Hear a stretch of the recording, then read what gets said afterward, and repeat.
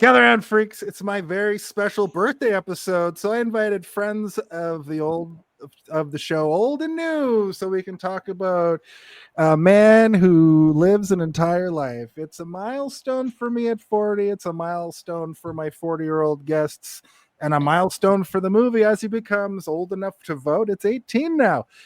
So gather around the internet radio and gather around the internet campfire, and be careful not to cut the wrong kid in half, because it's time for, hey, did you see this one?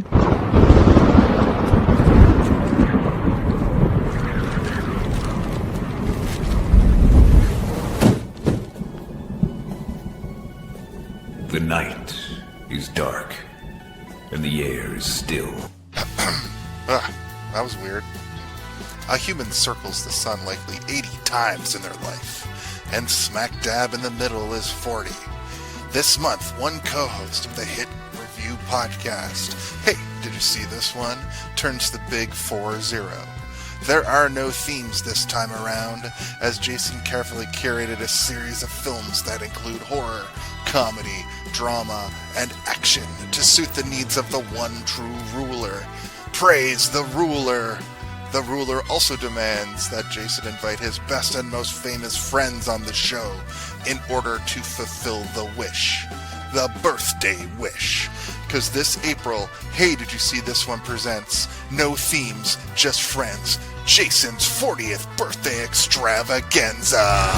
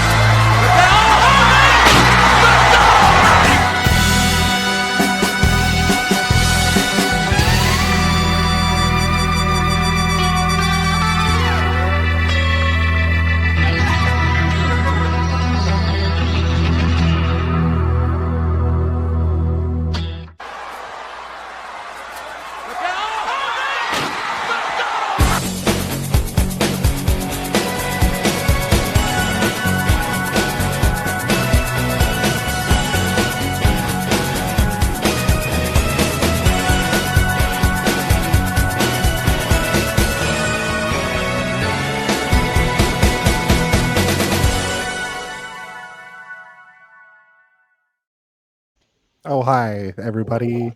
Wow. Welcome to Hey, Did You See This One? The weekly review reaction podcast where we do things like, completely pull it apart, leave no stone unturned, and talk about every single element you possibly could when it comes to a film.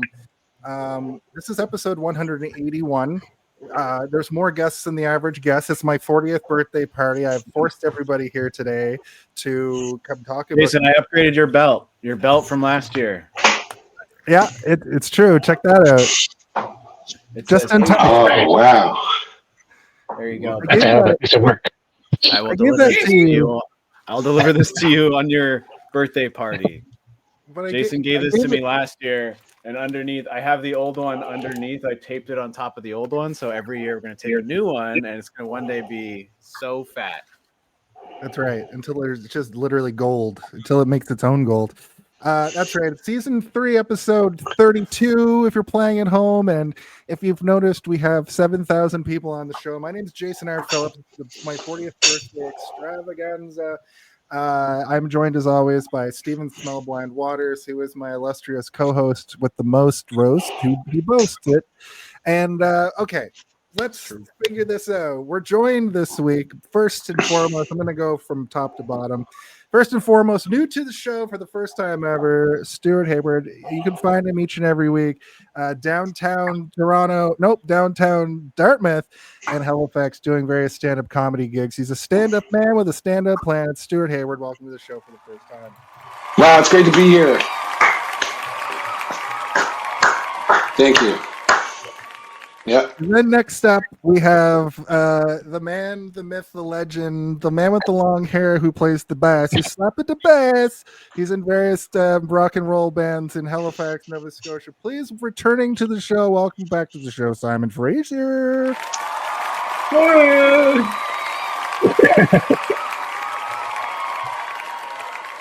And of course, last but is certainly not least, returning to the show, he is a very funny man. You can find him on the Crevice television program on the internet. You can find him doing a standing 69 with anybody you'd like him to. It's Jake Thurgood. Welcome back to the show.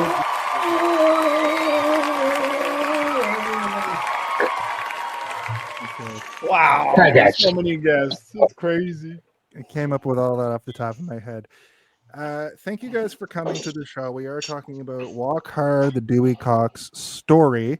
And just to sort of get right into it, we have to do a brief history on this. Zardos, are you around? Zardos doesn't do the brief history. He does the synopsis. Zardos, are you around? Zardos, we need to do a brief history. Zardoz speaks to you.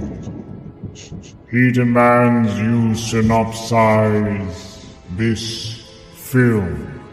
Tell him how, why, who, what occurs in this film. Okay. You heard him. You heard the man. You heard the stonehead. If we don't get Stonehead, what Who's that? Is that a cosmic entity? It's a He cosmic is, sort of. entity from the movie Zardos. Who would like the hit movie Zardos? Oh, the hit. Right. the hit film? Household name. Yeah. Everyone's favorite.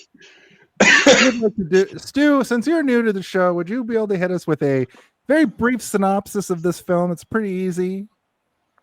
Oh my God. What did we watch again? Bob Dylan. The Bob Dylan movie. So it's John C. Reilly plays himself. And then he wants to be a singer, and his brother is better at him than he was doing. Great synopsis so far. So far, so good. That's all correct. And then, cut in half, the wrong kid died. And then Dewey Cox. All right. I mean, yeah, that's pretty much it. Yeah. His brother gets cut in half when he's a young in a freak machete accident. And then he is trying to fill the void in his heart of fulfilling his brother's destiny to become the greatest musician who ever lived and to make his father finally love him. Along the way, he ruins his life. Every relationship that he's in falls to pieces. And then his dad accidentally kills himself in another freak machete accident. So he can finally come to peace with that aspect, which then leads him to come to peace with all aspects of his life. And then he dies on stage in his final performance as he's getting a Lifetime Achievement Award. He died 3 minutes later. Yep, good job, Stu. Basically what I said. Yeah. I should have told you beforehand. I usually prime people, but it's your first time on a podcast. I thought I'd throw you to the wolves. Sorry. Baptism by fire. Yes. We're like baptism by machete. Catch, Stu. Throw him a fucking machete. But well, that works. How about we go to our brief histories? Sorry, I botched the That's first all right. segment. It's the 181st episode. You're bound to do it one day. Brief history. A brief history. Okay. This time we'll go in reverse order. Jake, hit us with your brief history with the movie Walk Hard. My brief history with it? Yeah. Like in my life, I saw it. Yes. Saw it when it came out. Whatever age I was, I remembered it since then. All I remembered was Tim Meadows saying it's not habit forming.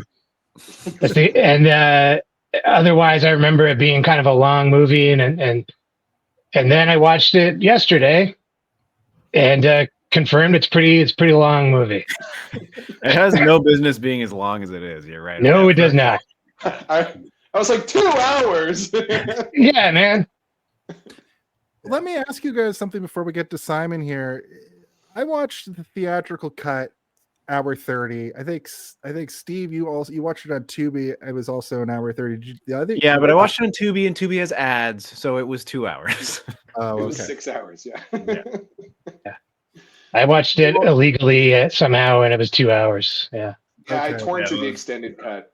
So yeah, you guys probably watched the extended unrated version, which to my understanding just has more songs in it, I think is why it's And more longer. cocks. Because and more penises, more cocks, more rocks.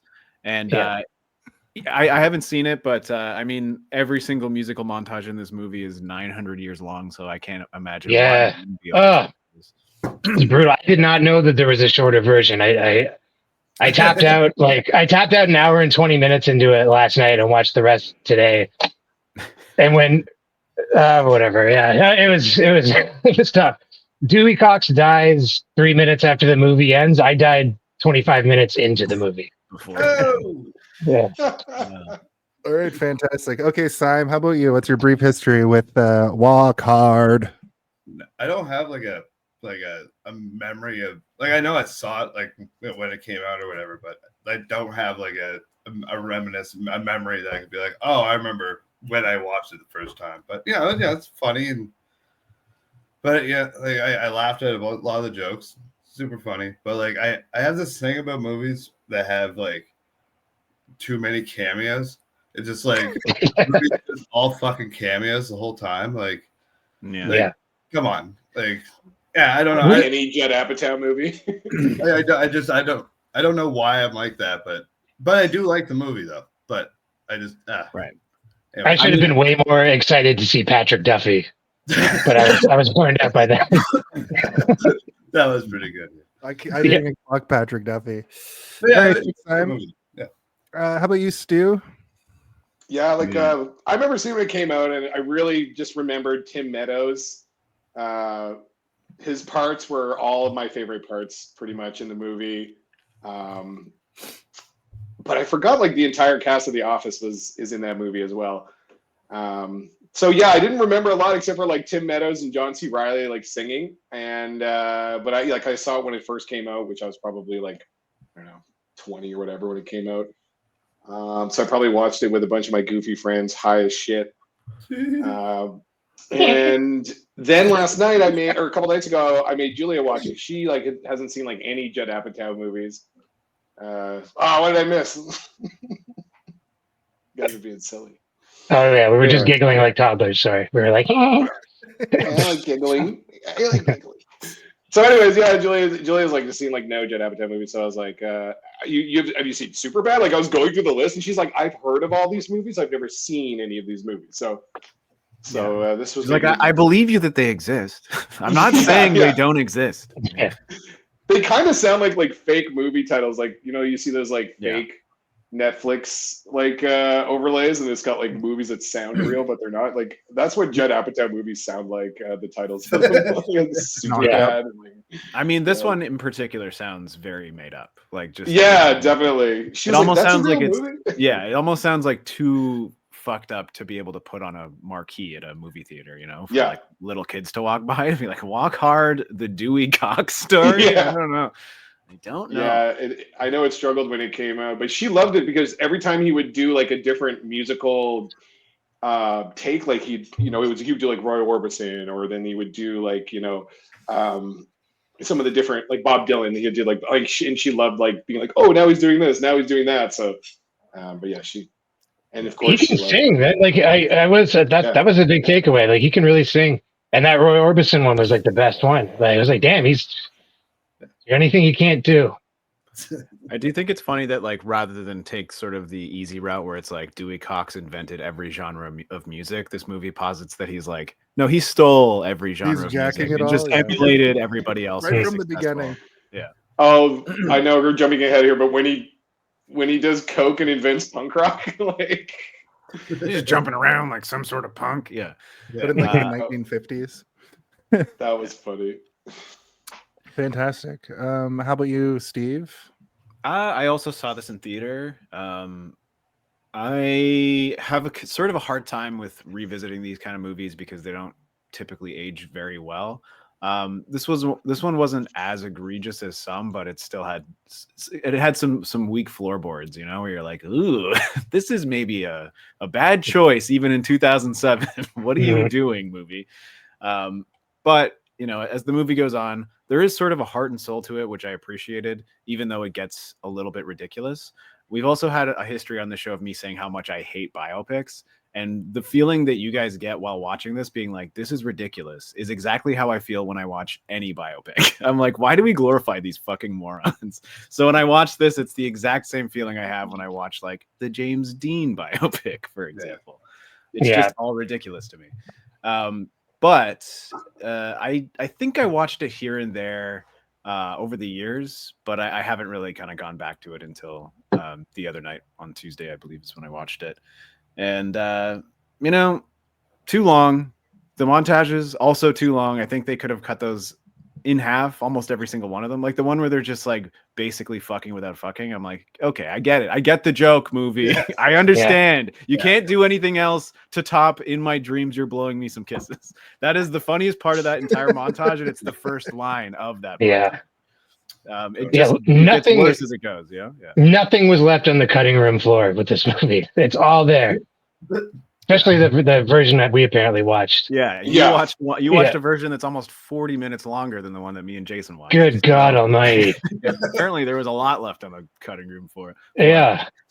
My memories of watching it in theater were, you know, I too had done something to change my perspective psychedelically, and I liked it at the time, but I also remember at the time being like liking anything when I was high. If it was even slightly cartoonish or absurdist in terms of humor, I was all there for it. So, you know, like I think that this kind of thing was I was more into this than I was something like Step Brothers or any of the other sort of like more prestige-y Apatow directed stuff where it's like, you know, it is a funny movie, but it's also steeped in realism, and it feels like it could take place in the real world. Whereas this is just like, no, he's got a pet giraffe in suburbia, and you know he loves his chimpanzee more than he loves his children, and it has 25,000 kids. Anyway, we'll get into that stuff when we get into it. Yeah, we'll get to that when we get to it. Yeah. The reason why I picked this is because 4 of the people on this panel tonight are the same age. And this movie would have come out at a very pivotal time for us. We probably all sat in various rooms in 2007 and watched this. I probably watched this with you all separately, is what I'm getting at here. I saw this movie so many times when it came out that the soundtrack was my biggest takeaway. I've been listening to the soundtrack to this movie since then, nearly 20 years later. And it affected me on this deep level because I love parody.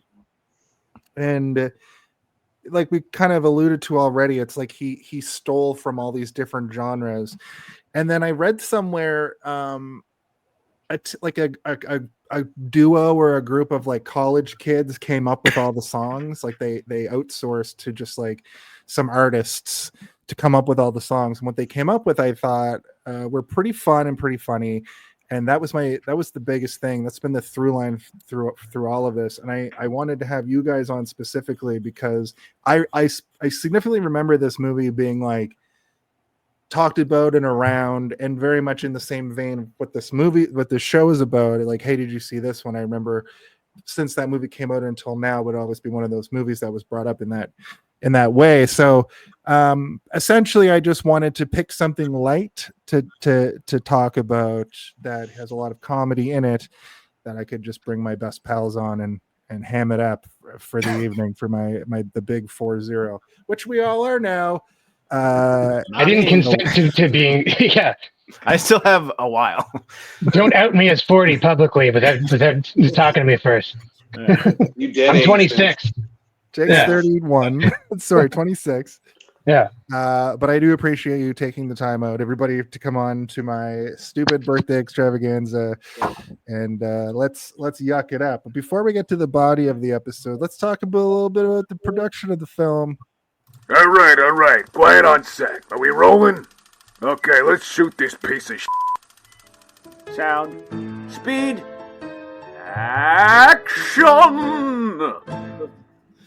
That's right. So this movie was very much billed as a Judd Apatow movie, and he did help write it, but it was directed by Jake Kasdan, who is mostly known as a producer for various things. Looking at his IMDb here, where did his director credits go? It disappeared on me. He produced a lot of stuff though that I can like Jumanji and Red One. We all know that those movies did extremely Jumanji, well. like the new Jumanji, not the 90s. The new ones. Jumanji, yeah. He directed both of them, I believe. Yeah. I like the way you say Yeah. Jumanji. Yeah. Jumanji. Anybody else? Yeah, I was gonna say something, but I went, Yeah, it's Jumanji. Yeah, Is that different than Jumanji? He's throwing an Yeah. extra U in there. Yeah, he's like, Jumanji. But I will say other movies that of note that he directed were Grosse Jumanji Point. sounds like a creature that the borrowers have to fight. You know, like the borrowers is like little tiny people. They have to fight. They have to fight the basement Jumanji. Yeah. Just to finish my thought, Sorry, I had Let's to keep get it going out. about Right. Yeah. Jumanji. here. Jumanji. Yeah. it's cool. He Let's worked on explore all. Jumanji. sounds like a Korean appetizer. Or a Korean word for I'm hungry. Yeah. Jumanji. Yeah. Yes. I brought this on myself. He worked on episodes of pretty much every Judd Apatow show, but he actually directed Orange County and Bad Teacher, which are two pretty good films. Oh, and Sex Tape. I don't know if you guys remember that movie, but he's basically just been in and around all of a lot of comedy and stuff. I do want to mention that this movie cost $35 million, box office $20.6 million, so probably no sequel. In addition to that, He dies. What was the sequel? What was the sequel? His whole See, life. his sequel's just like his It couldn't be 30 a kids. sequel, 'cause it's like his whole life. It's about Little Nutsack or whatever that guy's name is. Little nuts. Little Nutsack and Cox, it writes itself. No, he says, "What a package!" Yeah. Was that guy's name Little Nutsack? Is that true? Yeah, the guy who like Yeah. sampled his music. Yeah. Really? I didn't catch that. I was done by This that near point. the end. Yeah, this is near the end. That's It good. is really funny that you guys were all kind of like, this movie kind of sucks. No, but it's super It funny. does. It kind of sucks though. I don't know why. But Yeah. it is Well, funny. let's get into it. It sucks. I loved it. Got a lot of great jokes. Yeah, But then 100%. the ratio of good jokes to it dwindles. It's like a flapjack. Yeah, it's you're laughing. I don't like a flapjack. Yeah. Yeah, Sorry. there's a couple of moments that I'm fucking gut chuckling at like a tiny thing, but then there's Yeah. moments where I'm like, that is meant to be the big joke of the scene, but it's less funny than 4 or 5 other small things that are happening around it. Yes. Yeah. I mean, the tone gets set with the very first joke where it's the guy, the stage manager, and he's going, "Cox, I need Cox." Yeah. It's I think when I heard that's the that, joke. I went, ugh. Yeah, God. that is the correct reaction. This is the It's first joke we're getting. That's But then the you cut to him first and joke. he's like in the spotlight, and I'm like, oh, they're framing it like one of these like really over like self-masturbatory biopic things where they're like setting him up like he's a dark brooding superhero. That's funny. Like the framing of this is funny because we know it's going to be a ridiculous movie, and then it is. Yeah. So I mean, sorry, we've kind of skipped over director talk, but I haven't seen any of this guy's other movies except for the Jumanji movies. I haven't seen Red One. I haven't seen Bad Teacher. I haven't seen Sex Tape. I haven't seen any of this stuff. So That's I not a can't bad really- teacher. It was all I right. don't even know who we're talking about. The director, Jake his name is Kasdan. Kasdan. Never heard of him.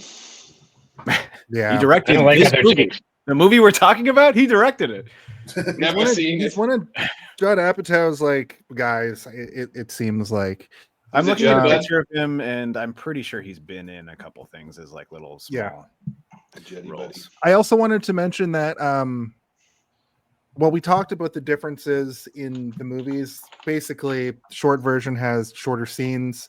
You guys watch the extended version where there's just more in the, from what I remember, there's just more in the part where he has a variety show. That part I've seen Yes. the longer version before, And I remember because on the CD, like on the soundtrack, there's more songs from that era. And I remember being like, that's too much variety show part. Yeah. I mean, But unless it was 24 additional minutes of the variety show, there has to It have may have been. like that. It was That like would be five. crazy. It was crazy. It was so long. There was like Wow. he did like 5 songs, and they showed like. Okay. Because like yeah, in God, the, it wasn't funny. There wasn't a joke to be had in the whole thing. It's him in a spacesuit singing "Starman." Maybe I don't know if that Like was in the your whole version, song. but we saw Well, that. yeah. We only saw like maybe 8 to 15 seconds of that. Him just being like "Starman," Yeah. and then it cuts away. So if it is, I mean, maybe it is, but that would be insane if that was it. Because I think I might the be exaggerating. The variety show part is quite short in the version that I watched. So maybe it is 24 additional minutes. That'd be It crazy. is. If you guys are- That would be insane. if you guys were curious, I wanted to see what would happen if the movie, if you know how at the beginning of the movie it's like he has to remember his whole life before he goes on stage. I Mhm. cut that sec- I made a cut. I made a version of it where I cut the whole movie out, and it's 11 minutes and 46 seconds, and it's just him up against the wall, and then he comes out and plays "Beautiful Ride," and then that's the whole movie, and that might be the cut for people to actually watch if they want to get the real TikTok story. You made that? Yeah. That's awesome. I can send it to you if you want. That would have been Much like- perfect if I could have done that. Like when I showed Julia the movie, I'm like, "Here's the movie we're doing," and just played that. What do you think? I need you to do that for my life, Jason, because much like Dewey Cox, every night before I go to bed, I have to think about my entire life. Your before I- entire life. And I was always like watching the movie. I'm going before he goes on stage for all of these parts of his life. Does he have to remember everything up till now? Is that why he's so messed up about cutting his brother in half? But anyway, do you guys have anything else you want to add to the production? I thought it was shot pretty good. The music's amazing. That music is the draw here, I think. Is there anything else you wanted to add? Not No. really. I mean, I think that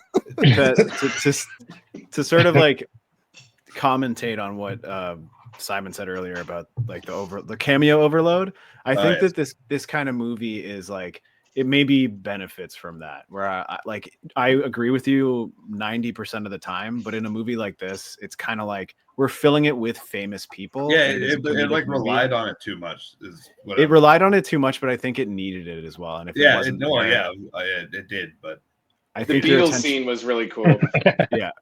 I think that's the best scene in the movie, in my opinion. is, Yeah. like because I've seen all of these guys act before, and I know that they're all very good, competent actors, and I know for a fact that most of them can do a British accent. They just were like, no, don't even try to do it properly. We're gonna take take one for everything.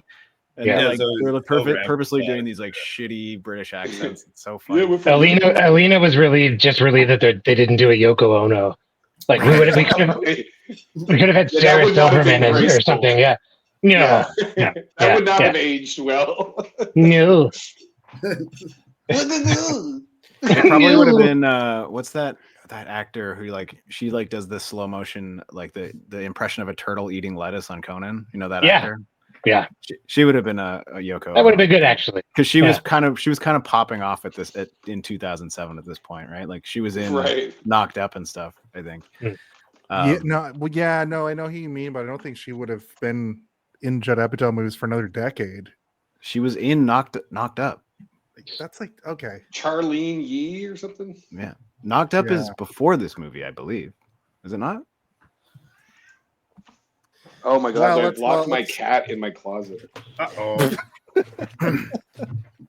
Okay, fair enough. You fair monster. I just hear this meowing. I'm like, "Where's it coming from?" It's like, "Oh my Look at his ass. Yeah, she's Oh, been in shit. the Oh, she's yeah. been Like in you're wearing the pants. stable for a while. She's been in the Apatow stable for. she was in since, like, the early 2000s. semi-pro, so she was in Knocked Up. Yeah, you're right. Sorry about that, Steve. My bad. Why are you questioning me? I know that I'm right. She's the stoner girlfriend who's in the house all the time. so argumentative now that you're 40, Jace. Hey, don't owe me for being 40. I'm 30. He breaks the fourth decade and thinks that he knows more than everybody in the room. Apparently, You old bitch. You guys want to talk about the body of the episode? Yeah, let's talk about the flabby 40-year-old body of the Oh, everybody back up, because here comes the body of the episode. So as I mentioned, the movie opens up with Dewey Cox is going out to sing his final show, his final song on his final appearance for a Lifetime Achievement Award. I don't know if we even know that at this point, but we don't. I don't think we find that out until like the last 10 minutes of the movie. Is like that's where he's at. We know he's at something significant though, but we also find out that he has to think about his entire life before he performs. Yeah. Tim Meadows' line there you guys mentioned already was great. He has to think about his entire life. Also, Tim Meadows is just sort of like naturally comedically funny. Like just everything about him is like he's not particularly funny looking. He's not particularly funny in his delivery. It's just something about him is just naturally funny. And like you can put ridiculous dialogue in his mouth and it's hilarious, and you can put absolutely normal dialogue in his mouth, and if you're going for comedy, it's still going to be funny. I was thinking about that a lot. He's underrated. He like I think at the top, like more than one of us was like, all I remember is Tim Meadows. Yeah, he's super understated, but like he's always good. He's always funny. Yeah, he did a lot of ad-libbing too. Like they let him kind of run with it a bit. And there's a scene like later. Is it okay to talk about scenes that are later? Yeah, absolutely. I'm gonna go like kind of beat by beat if we well, the classic scene where he's like, and you didn't pay for drugs, not once. And then they keep going, right? So that scene, I guess he had a bunch of different lines that he was supposed to say, but he just kept saying that, and you never once paid for, and he just kept he's just really good at finding the funny in the scenes, I think. Mm-hmm. Have you guys done The Ladies' Man, by the way? No, I haven't. And right in this exact moment, I'm like, we should have done The Ladies' Man. I think we've done a few movies better than this movie. Yeah, we've done a few movies with Weathers in it. Yeah, let's just talk about that. I don't think just watch the movie. Yes, I don't think I've seen it. But take a look. Yeah, I think he's been in movies before. We've at least talked about him before on the show, and I think we've all kind of like universally agreed that like he is good in everything that he's in, and he almost kind of he doesn't necessarily steal the show every time, but every time he's in something, he is very memorable. And I think about like even like television examples or movies like Mean Girls or something where it's like he has a very, very small part, but everything that he does in the movie is very funny. Or like Brooklyn Nine-Nine where he just plays a cannibal, but he's like the nicest cannibal that you've ever met, kind of thing. Like, I ate a foot. It was nasty. And you're like, okay, very good. But yeah, so we move into this to his childhood, right? I guess if you're going to think about your whole life, you start at your childhood, right? Back to 1946 to Springbury. And this is sort of the section of the movie that is a lampoon of Ray, the biopic about Ray Charles. Have any of you guys seen that movie or know his Ray Charles story? Was it the wrong kid went blind or something? I've always wondered that. The wrong kid died is a real thing that happened to Johnny Cash. We can talk about that if you want. Okay. Johnny Cash. It's kind of fucked up that they do it in this movie. It's kind of really fucked up that he does it that they do it in this movie because Johnny Cash's brother was cut in half when he was a kid and died. And they use it as like this mega punchline throughout the entire movie. I looked up, I'm like, when did Johnny Cash die? Because if they made this before he was still alive, this would be fucked up. He died in 2003, so he didn't see this movie and watch a movie mocking the death of his brother in a way that it's like, it'd be funny if he got cut in half by a machete. His brother got cut in half as like a very young teenager in like a machine shop accident. He fell onto a table saw and it almost cut him entirely in half. Whoops. And I didn't know this. I did not know this fact until Tuesday this week because I was watching it with Danny, and Danny's like, "Yeah, Johnny Cash's actual brother got cut in half," and I was like, "No fucking way!" And I looked it up, and I was like, "Holy fuck! This is so tasteless that they did this in this fucking movie." I love the kid. He goes, Dewey, I'm hammed. And then he goes, I don't know if I'll make it. I've been cut in half pretty bad. You halved me. Yeah. I like before that too. It's just they're playing and there's like a montage of like cows and then like they're playing with a rattlesnake. They're doing the Nothing's most going dangerous wrong. shit possible. It's not Yeah, just yeah, cows. you're like, They're being something's gonna chased happen, yeah. around by a bull. The whole bull, yeah. montage is like the most dangerous activities you could ever participate in. They're like welding with like a massive flame, like creating work. Throwing rattlesnakes at each other, and then leads to the culmination of a beautifully shot machete duel. We can't do that. Grandma. Do that. Yeah, my dad gets real upset with us when we fight, when we play with his machetes, and it's like, That's a good joke. But the other son, Nate, was a great pianist. Right at the beginning of the movie, we see him playing piano, and he can just play Bach or whatever. And Dewey doesn't really have any skills, but he will end up becoming an incredible pop artist. It makes me wonder if, like, in the context of the movie, if he never tried, because Nate was always so good at everything. He just assumed he would never be good at stuff, because when he picks up the guitar, he immediately is like proficient at it. Like he's better than the people playing that are teaching him. And it's kind of the case with most of the things that he does, right? He's always quite good as well, but he was overshadowed by his brother, his slightly older brother.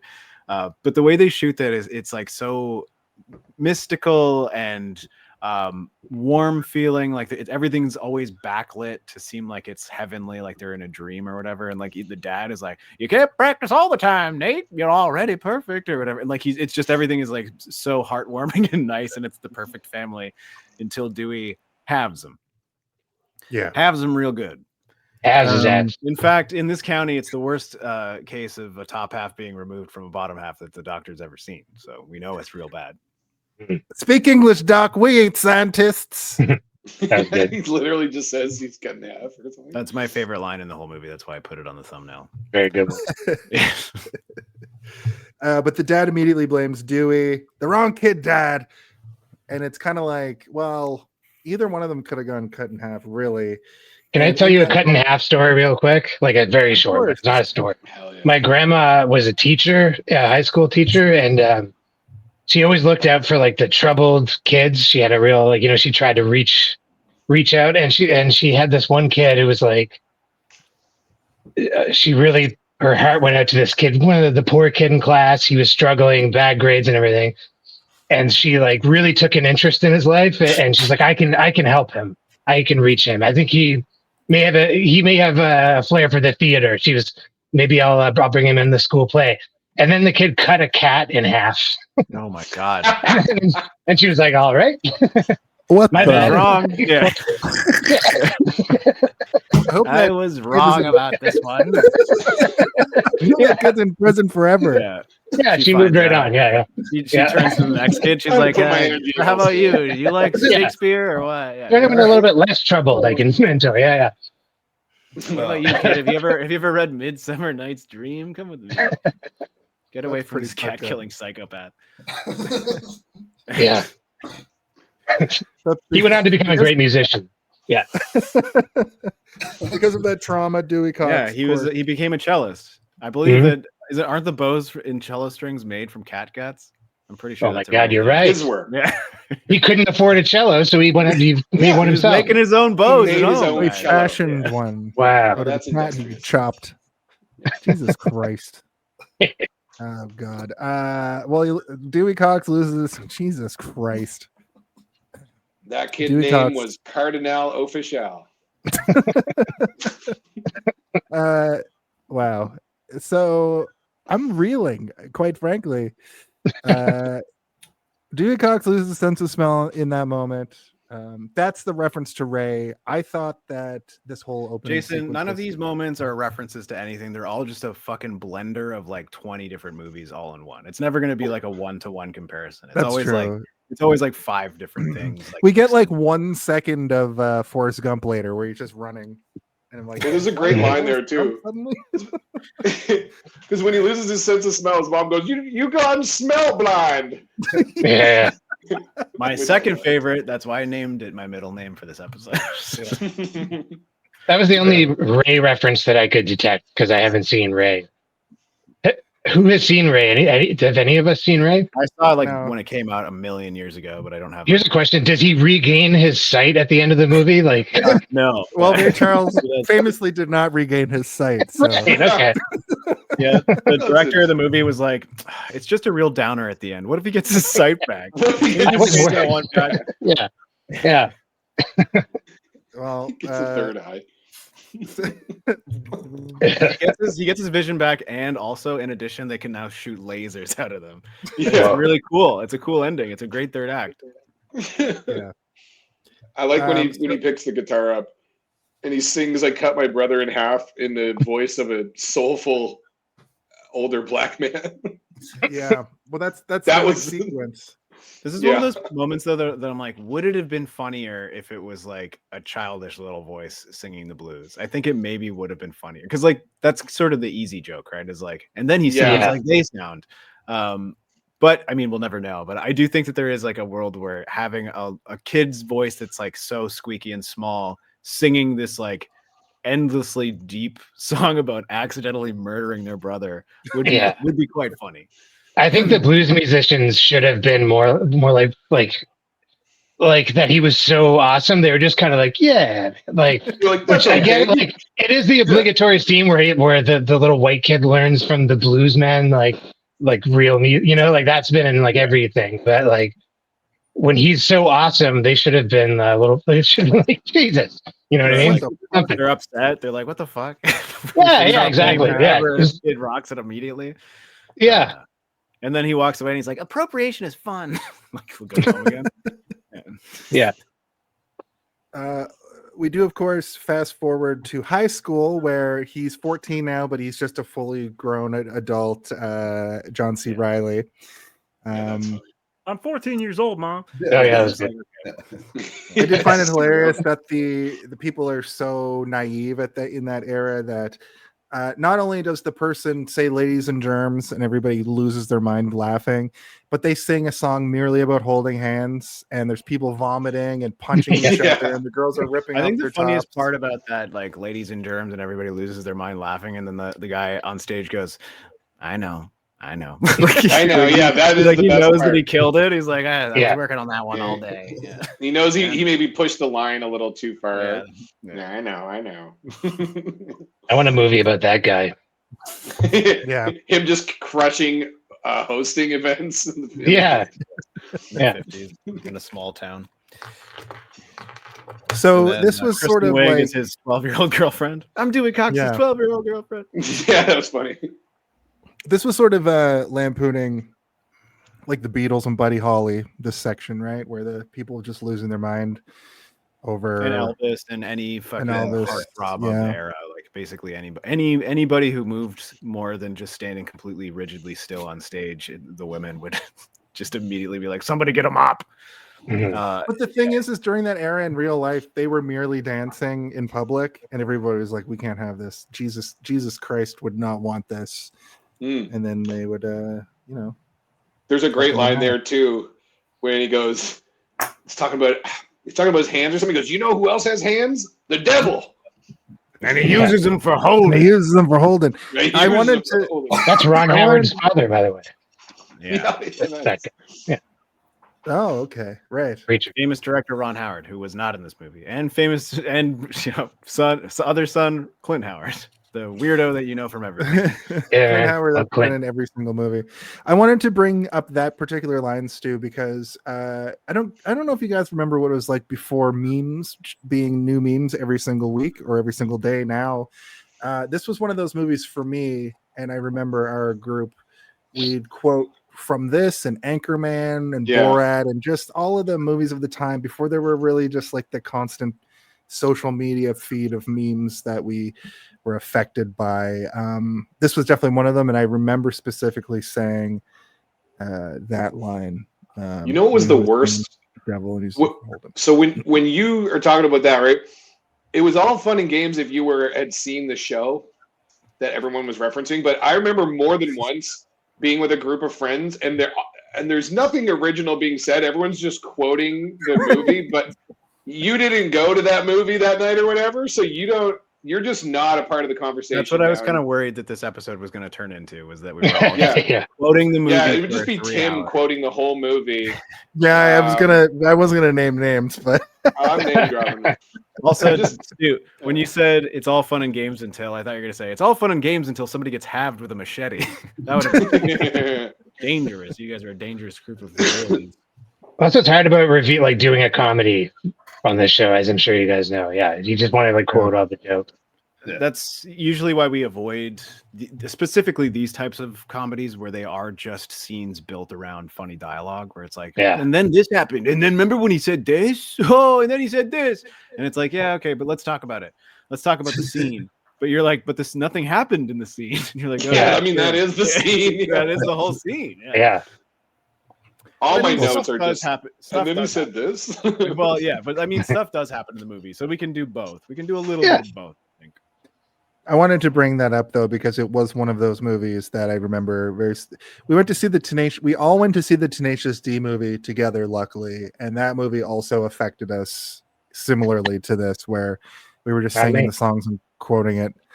Jake Another wasn't movie we've there. done on the show, and it turned into a lot of, and then he says this, and then he does that. But that movie does have an actual plot to it. Yeah. This movie, not so much. That's not quite. It's more like it's literally and then this and then that. But Dewey's father boots him out for making For killing his everybody's brother. money Oh wait, and no, killing yeah, his the brother. horniness. No, he leaves on his And- own. He says, I'm leaving. I think it's time to leave. Yeah. He's got a wife and kid when he's 15. yeah.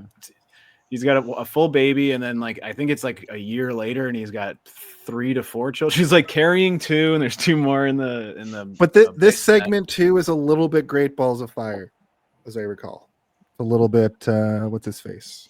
Because the 12-year-old wife. Yeah. It's the 12-year-old wife, and also I mean, think Elvis this- also married a 15-year-old girl. I think a lot of these fucking perverts did this shit. Yeah, Chuck Berry and. It was the style at the time. It was. Didn't Elvis have a song about Jerry Lee Lewis. come take your 15-year-old daughter. I yeah. am going on Yeah. 32. His best song, yeah. it's another Kyle Gordon song, right? But yeah. Yeah, No, this Chuck is a Berry bit that had, me, you, and Tim did in the theater once, Jason. We were watching a movie and we talked about Elvis, an Elvis impersonator coming in and stealing people's 15-year-old daughters. You don't remember this? Yeah. A lot We're of funny. We're funny in real life, Jason. Me? Yeah, you were there. You were there. This is a different Tim than was previously ruining the mentioned. movie for everybody, obviously. A much funnier Tim. Well, it was after the movie. We were Oh. in the theater, I thought you were in the theater. No, we were in the theater, and it was before the movie. It was the pre-show after we- thing. We were just rambling, and we were talking about what if the servers showed up in dressed as the characters in the movie, and we somehow were talking about Elvis marrying a 15-year-old, and then Tim started going off about an Elvis impersonator coming in and hitting on your 15-year-old daughter. It was for Iron Claw, which Well, was it Iron Claw? similar? I think so, because similar timeline to this. Don't hire an Elvis impersonator for your daughter's quinceanera. That's Yeah, Nope. Yeah. unless you also wanted to double as their engagement party. All right. So let's handle this. Let's handle this next sequence with some decorum. They of course go to the Black Club where we get a couple of great songs. The people want to go to this club to dance erotically. There's a great song called "Jump, Jump, Jump to Your Mama" and Papa's Gone. And Dewey tries to tell them that he's a good singer, but they ignore No, him. he just tries to talk to the singer. He just tries to talk to Craig Robinson for a second, right? And then the guy's like, "What the hell are you doing? I pay you to mop the floor so that my dancers can dance on it erotically. They come here to dance erotically." And That guy was great. The Yeah. funniest part of this Yeah. entire setup is that the club owner is really, really concerned that his patrons are not going to be able to dance erotically. And he says Yeah. erotically every time. That's kind of the most fun of the bit. The main crux of the bit doesn't age well, and I think we can all agree it's kind of all right, we get the joke. It's that the white guy is singing a song that is written for a black guy to sing, and it's offensive. Do you hear something funny about me? Yeah. I was just gonna say, sorry, Jake. For the years I thought it was dance erratically. I didn't. That's less funny. Wrong. No. No. What were we gonna say, Jake? Just the I've seen it in real life, like the white guy singing like a black guy thing. Like, I know it's like we're not going to get too much into that or anything, but what I go to see open mics, like blues open mics. I went to see one at Grossman's Tavern here in Toronto once, and it's like a guy, like a white guy, sitting back in a chair on the stage with khaki shorts and a bulbous Adam's apple. And he's singing like an old Bessie. He's like, I need a little sugar in my, like, I'm not doing anything bad, but like that goes on every night in blues bars all over the world. Yeah. So it was like, it's apt for parody, I guess. But yeah, like we should probably move on from that scene. It also it happens on TikTok and stuff too, where you'll see like a guy with like a ginger beard and ginger hair singing like a really soulful song, and he's doing a good job. But at the same time, you're like, but should he? If it's coming from the heart, that's one thing. But if you're doing the patois, which they are, and you're like, it's like the Ian Malcolm sort of like you only were concerned if you could, you didn't stop to think if you should. Maybe just take a step back. And are you saying I shouldn't do Aretha Franklin karaoke anymore? I mean, you can do it in your own voice, but if you're adding a little bit of twang on it, that shouldn't be there. Then maybe. Just don't say "loudy loud" or anything like that. Just stick to the lyrics. Yeah. Good notes. Good notes. This is, of course, where we find out that Dewey and Edith already have a kid, and she says, "No matter what, you're never going to make it." And I like that she says somewhere in here, like, people that write music and sing on stage, they never make any music, or they never make any money. And it's just like, he's just what like, are you talking about? Yeah, she's that's a good recurring joke. Like later in the film, they're on the phone, and she's and like you normally where you would say, "I love you," she just goes, "You're never gonna make it." You're never gonna make it. Yeah. I used to be with somebody who constantly told me I wasn't going to make it, and I got to give her credit. She was right.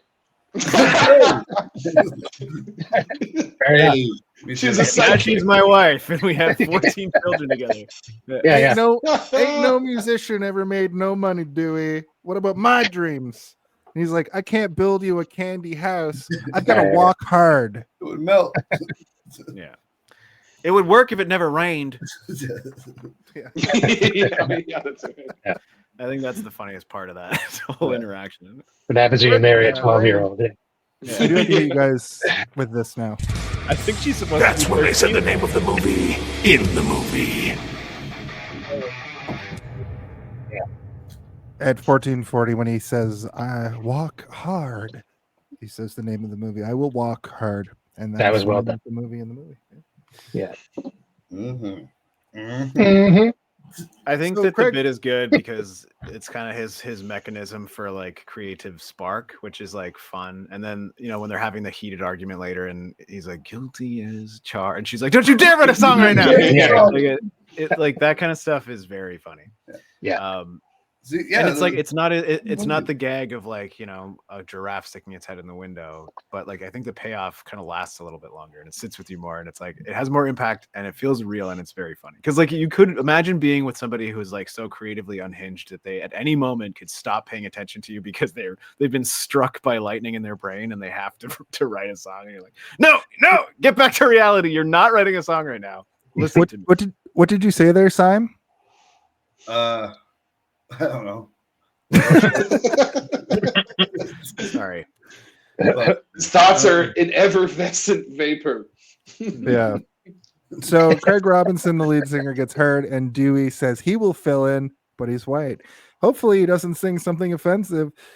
Should it be white man instead of a black man singing the song? ? I think we already kind of talked about that because he does a black accent immediately. And also the Jewish record execs were a little bit, I don't know. They were played by they're fucking Jewish cartoon actors, characters. but they were cartoon characters. Yeah. The guy's name is L'chaim. That's his name. It's got a last name too. I forget what it is. Fucking hilarious. There's a guy named Mitch. It might be L'chaim. Oh, There's a guy named Dreidel later. Like they're just named after like words that white people would know. Like what are Jewish words that white people immediately recognize as Jewish sounding? Is it written by Jewish guys though? Like Judd Apatow co-wrote it. It makes sense. The executives in movies are, I get what they're doing. Yeah. I think that Jake Kasdan is also Jewish. They're making You fun of can- themselves. You Yeah, can do that. but it's still like it's like a harmful stereotype. But at this point, it's not really Yeah. because it's just a cartoon character at this point. But it's like caricaturized to the point that you're like, it's so absurd that nobody could possibly think that this is real. So whatever, right? Mhm. But it's also just kind of like, okay, I get Well, it. it's also it could be like, please stop doing such stereotypical Jewish music executives in every biopic. Here's how it feels when we see that. This is what it feels like. Yeah, exactly. Yeah. And like, to the movie's credit, they stick with it for almost the entirety of the movie until that one from the 70s shows up, who's a well-known actor as well. I forget his name, but he's kind of like his exec for a while, and then it reverts back again. It's like there was one generation of person who's like, I'm leaving the old ways behind. It's a new world, and then like the guy in the modern time is like right back to Hasidic. He's got the full garb on again and the beard and everything. It's kind of jarring how much screen time that guy was getting all of a sudden. Like, I don't know. I was having trouble keeping track of everybody with all the cameos. He turns into like a Force ghost at the end, and you're like, wait, was he supposed to be like a big part of his life? I think this is like the era where he had the variety show and everything, right? Where you're like, oh, when he died, I was meant. Who's that dying? Yeah. Yeah. I actually questioned that too. Yeah, because he's all aged too, right? So it's like, who the fuck is that? I'm like, oh, I think that was the point. Or whatever. Yeah. Do you mean David Krumholtz? Mm-hmm. Yes. Yeah, no, I'm pretty sure that they cast everybody who was the Hasidic Jews were actually Jewish actors. What's his name? Egon from Egon. He plays at the beginning. Yeah, Harold Ramis. Yeah. And also the guy from Big Bang Theory, like years before Big Bang Theory ever came out. I don't think it's years, but I think it's right around when it came out. Yeah. There's no way. Oh my god, another timeline that I'm all fucked up about. When did Big Bang Theory happen? I'm gonna say 2006 is when Big Bang came. I'm just gonna pretend it didn't actually happen. That's all. 2009. Okay. Welcome to 40, Jason. This is what it's gonna be. But I mean, to say years is a bit of a stretch. It was maybe like a year and a half. Yeah. Well, fun fact, that Krumholtz guy was in Ray as well. Oh, really? Maybe that was kind of a deep cut. But I mean, Krumholtz has been around forever. Like, he was in sitcoms, and he was in like Harold and Kumar and stuff, right? Wasn't he the guy who's like the bottomless party or whatever? It's like he was the friends across the hall, aren't they? Harold and Kumar go to White Castle or whatever. Yeah, he was in more than one Harold and Kumar movie. I think he's in all of them. I think the two of them. Yeah, I think so. Yeah. No, him and somebody else who's like you've seen in everything are like they're friends. The guy from American Pie. He's like the tall, smart guy from American Pie. They're like another version of Harold and Kumar, except Jewish. It's their whole thing is like, we're like you guys. Remember they try and tempt them with pennies. They're like, you can't tempt them with pennies, and then they like leave the room and they're both like scooping the pennies like into their shirts pockets. They're like, oh god. So I'm not going to say the name of the song that's sung in the scene. I'm going to say the other names of the song. We all agreed to just not talk about it. Right. Oh, another person. Already got through that unscathed. Another one of the Jewish actors was Martin Starr from Judd Apatow films, as you know.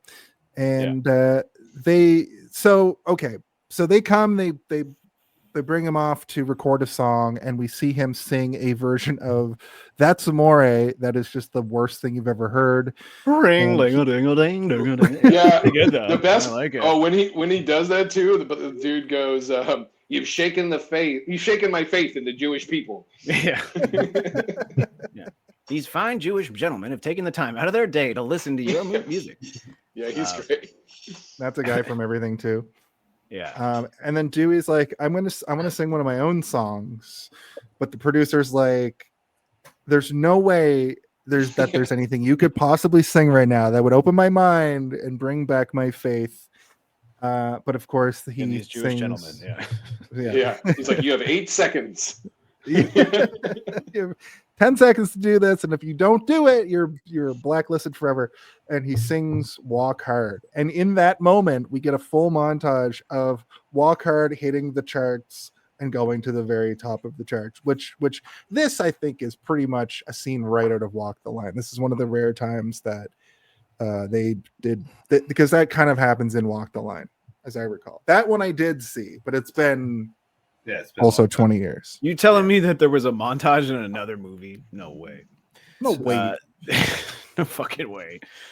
Yeah, and I mean it's good time jump, and it gives you like his rise to fame without having to show the implications of it, and then you get him in a better house, I guess. Like he buys a house, and then he buys a monkey, and he buys all this shit. Yeah, which I guess we had kids. That's a Johnny Cash thing.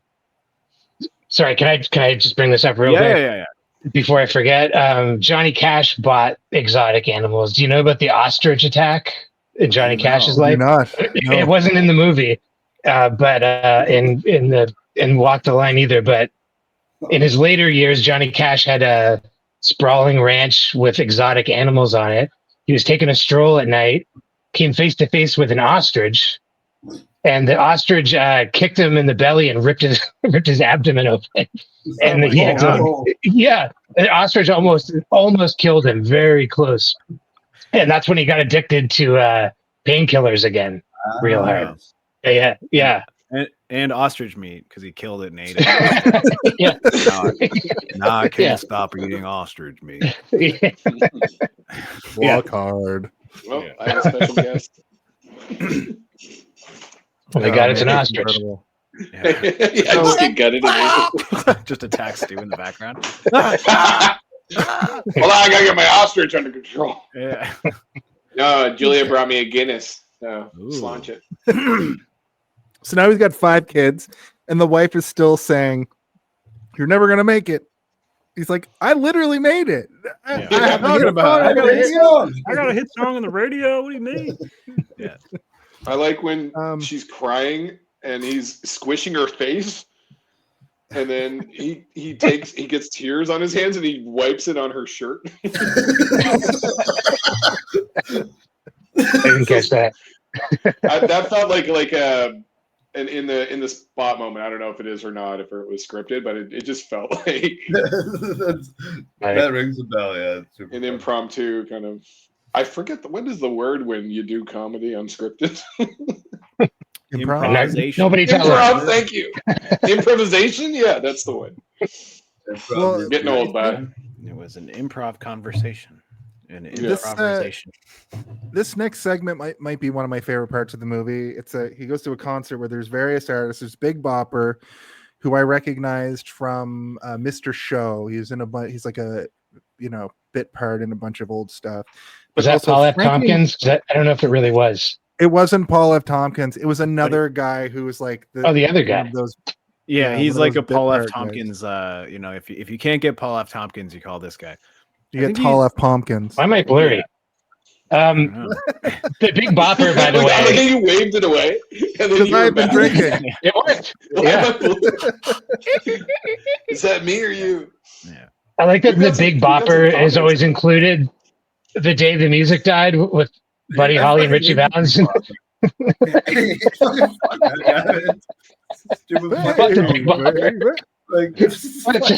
It's what a tragedy we lost the Big Bopper. His gimmick was he talked through a phone. Yeah, I love the Big Bopper. I want to make that clear. Hello, this is the Big Bopper. Friendship now. Yeah, he wasn't going to go on to.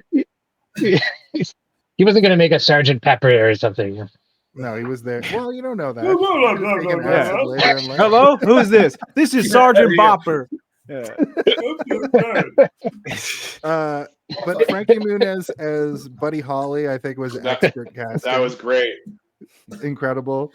And I think, speaking of improv, I think famously Jack White was too in character for this sequence, him as Elvis. Famously? I think that most people don't even know he was in this movie. No, I didn't. I had to look up who that was. I didn't realize it was him. I knew it was him because I was Jack White. So I was Jack had White, a huge crush on Jack White when I was a teenager. So when I saw him, I was like, oh my God, it's Jack White. And I was like, oh my God, he's doing like a really good job of this. And then I'm like, is he going to be an actor now? And then the answer is no. He didn't really go on to act at all. I'm sure he's been in things here and there, but like his performance as Elvis is maybe my favorite moment in the entire movie. It's very funny. He's so sweaty and gross. He's like refusing to make eye contact, and he's got all the movements down. He's done it. He did his homework. Did it. Look out, man! Look out, man! Look out! Yeah. He seems like he's on a lot of drugs. He was in The Great Gatsby. He was in The Great Gatsby, or he looks like it's one of his like 4 credits. Yeah. Oh wow. Does he have like an extended role? Is that the Leo one, like the newer one? The 2013 one. Yeah, I haven't seen that, but now I kind of maybe want to see Jack White. Yeah. He must have been trying to break into acting at this. You could watch his whole filmography in one night. Put it that way. In 4 scenes. I mean, it's one of those things where I think a lot of people didn't realize, because when you're watching a movie and within like a 3-minute period, you've got Ed Helms, Frankie Muniz. Oh yeah, Ed Helms is in there too. Yeah.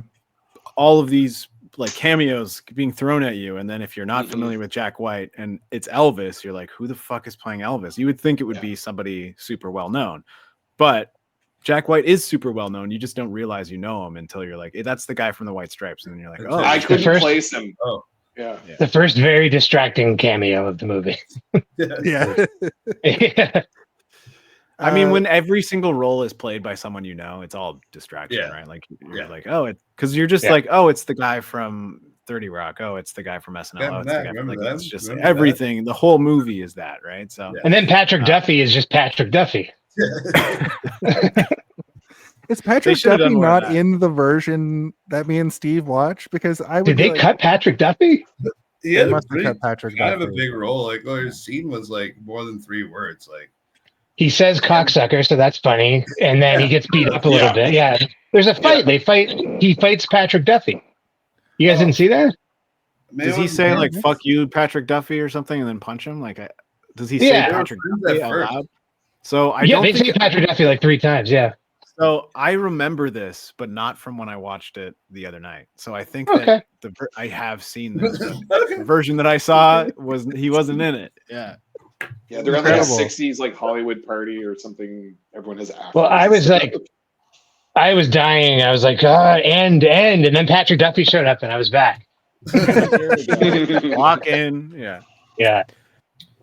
I do. At the end of the end of the sequence, I just wanted to finish out the scene. At the end of the sequence, we hear "Life Without You Is No Life at All," which weirdly enough isn't like a funny song. It's just kind of one of those like talking in circle, and that's kind of the joke of the song, but it's pretty good song. I liked it when it came out. I still like it to this day. It calls for the encore, and we get the first drunk moment with his drummer, or the first drug moment with his drummer, smoking reefer. It's kind of like, what are you doing in there? You don't want it. You don't want it. You don't want none of this shit. You don't want a part of this shit, Dewey. Well, what are you doing? It's just going to turn into a quote thing because it's the most quotable. That's probably the most quotable. Yeah, there's no hangover, no addiction. You can't go deep. It makes sex better. It's the cheapest drug there is. Yeah, that's we the big all punchline. remember it. It sounds expensive. It's like, what? You can't smell it? No, Sam, I cannot. No, Sam, I I can't. love how defensive he is about the no sense of smell. Yeah, it gets so defensive. It's like I do like. I kind of wish they did that a little bit more. Because like I think that's funnier than the repetition of the drug bit. Like the drug bit is good. Don't get me wrong. The first time I saw it, I was like, okay, here it is again. Oh, here it is again. And then you're kind of like waiting for it. And it is funny, but it doesn't really like have the same kick that it has after the third time watching the movie. Which is maybe why I'm picking up on the littler, smaller things. Like there's a moment at the very end of the movie that I was like gut laughed, and I'm like, that's so stupid. Why am I laughing at this? And it's when she's like, yeah, I got her a present. It's a bracelet. And it's like a huge box. And I'm like, that's so funny. Like, that's so fucking funny. That box is way too big for a bracelet. Yeah. Apparently they cut out a scene where they kept doing the drug bit. There was a scene where he was supposed to do heroin and then he invents grunge music. But thank God they cut that. Yeah, they said they were having a hard time making heroin addiction funny. Yeah. Is that real? Yeah. Because I believe it. There's also a lot of work that you have to go through to do heroin. You can't do it by accident, like you gotta It, get the, and it would have added another 20 minutes to the movie too. Yeah, I would have just liked to see him invent grunge music. I think that would have been funny, but again, it probably was not needed. They're like, yeah, we can't figure out a way to make Kurt Cobain funny either. yeah, exactly. All right, so I guess Jason's gone. The next No, part I'm of here. the- I was letting it breathe. It's revealed his band is banging so many women, and he has this conversation on his phone after he discovers weed. Of course, he gets horny. He has a conversation with Edith on the phone where they're talking about how they feel distanced because he's out on the road, and as there's just nude people having sex and being naked around, the dad shows up to tell him that the mom was listening to Walk Hard, which his dad did find kind of catchy. And as they dance to it, she trips on the cord, falls out the window.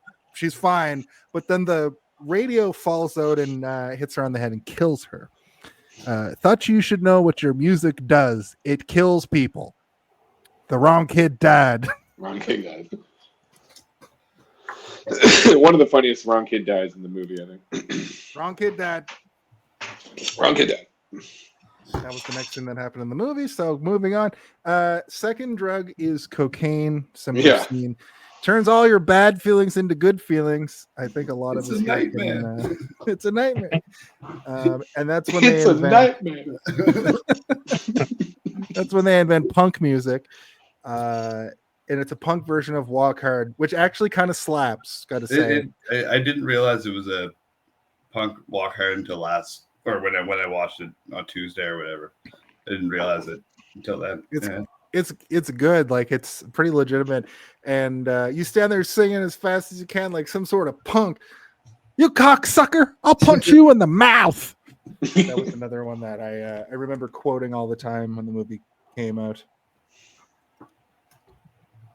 Okay, so Jenna Fisher shows up as Darlene.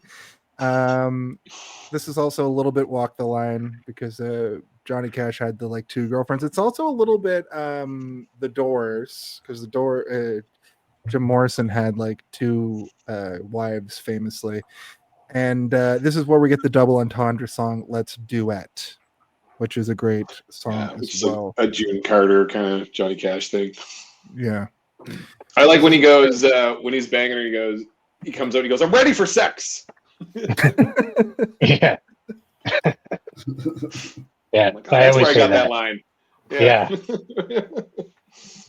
I'm ready for Gotta sex. let them know you're ready. Yeah.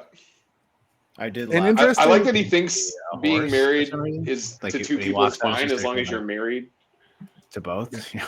Yeah, he's like, "Well, I married her." Like, he I doesn't mean, realize let's- it's illegal. If we haven't made it clear by now, Dewey Cox is an absolute fucking atrocious moron. Like he's like the dumbest person who ever lived. Oh yeah. Beautiful musician, dumb as fucking dirt. But this part, like when he comes out and pretends to be a horse for a second, I'm like, is this how does he do this with all women? Is this what he thinks is, or is it because he grew up on a farm and this is what he just sees horses do? And it's like, well, what a horse he does goes, when it wants to fuck a lady horse is it goes up and goes like stomps his foot on the ground. Me and Alina got distracted at that point because of Jenna Fisher's feet. We're like, we ended up going and looking up wiki feet. We're like, how she I don't know. We took us out of the movie. You had to check the wiki feet to see if Any thoughts there, features in Stu? Yeah. you talking about some feet. nice feet. We Yeah. just went up 2 viewers when you started talking about feet. So feet. Yeah, this is a foot podcast now. Well, they I have a promised to friend who's never. on Foot Finder. Feet Finder. Do you know what that is? I do now.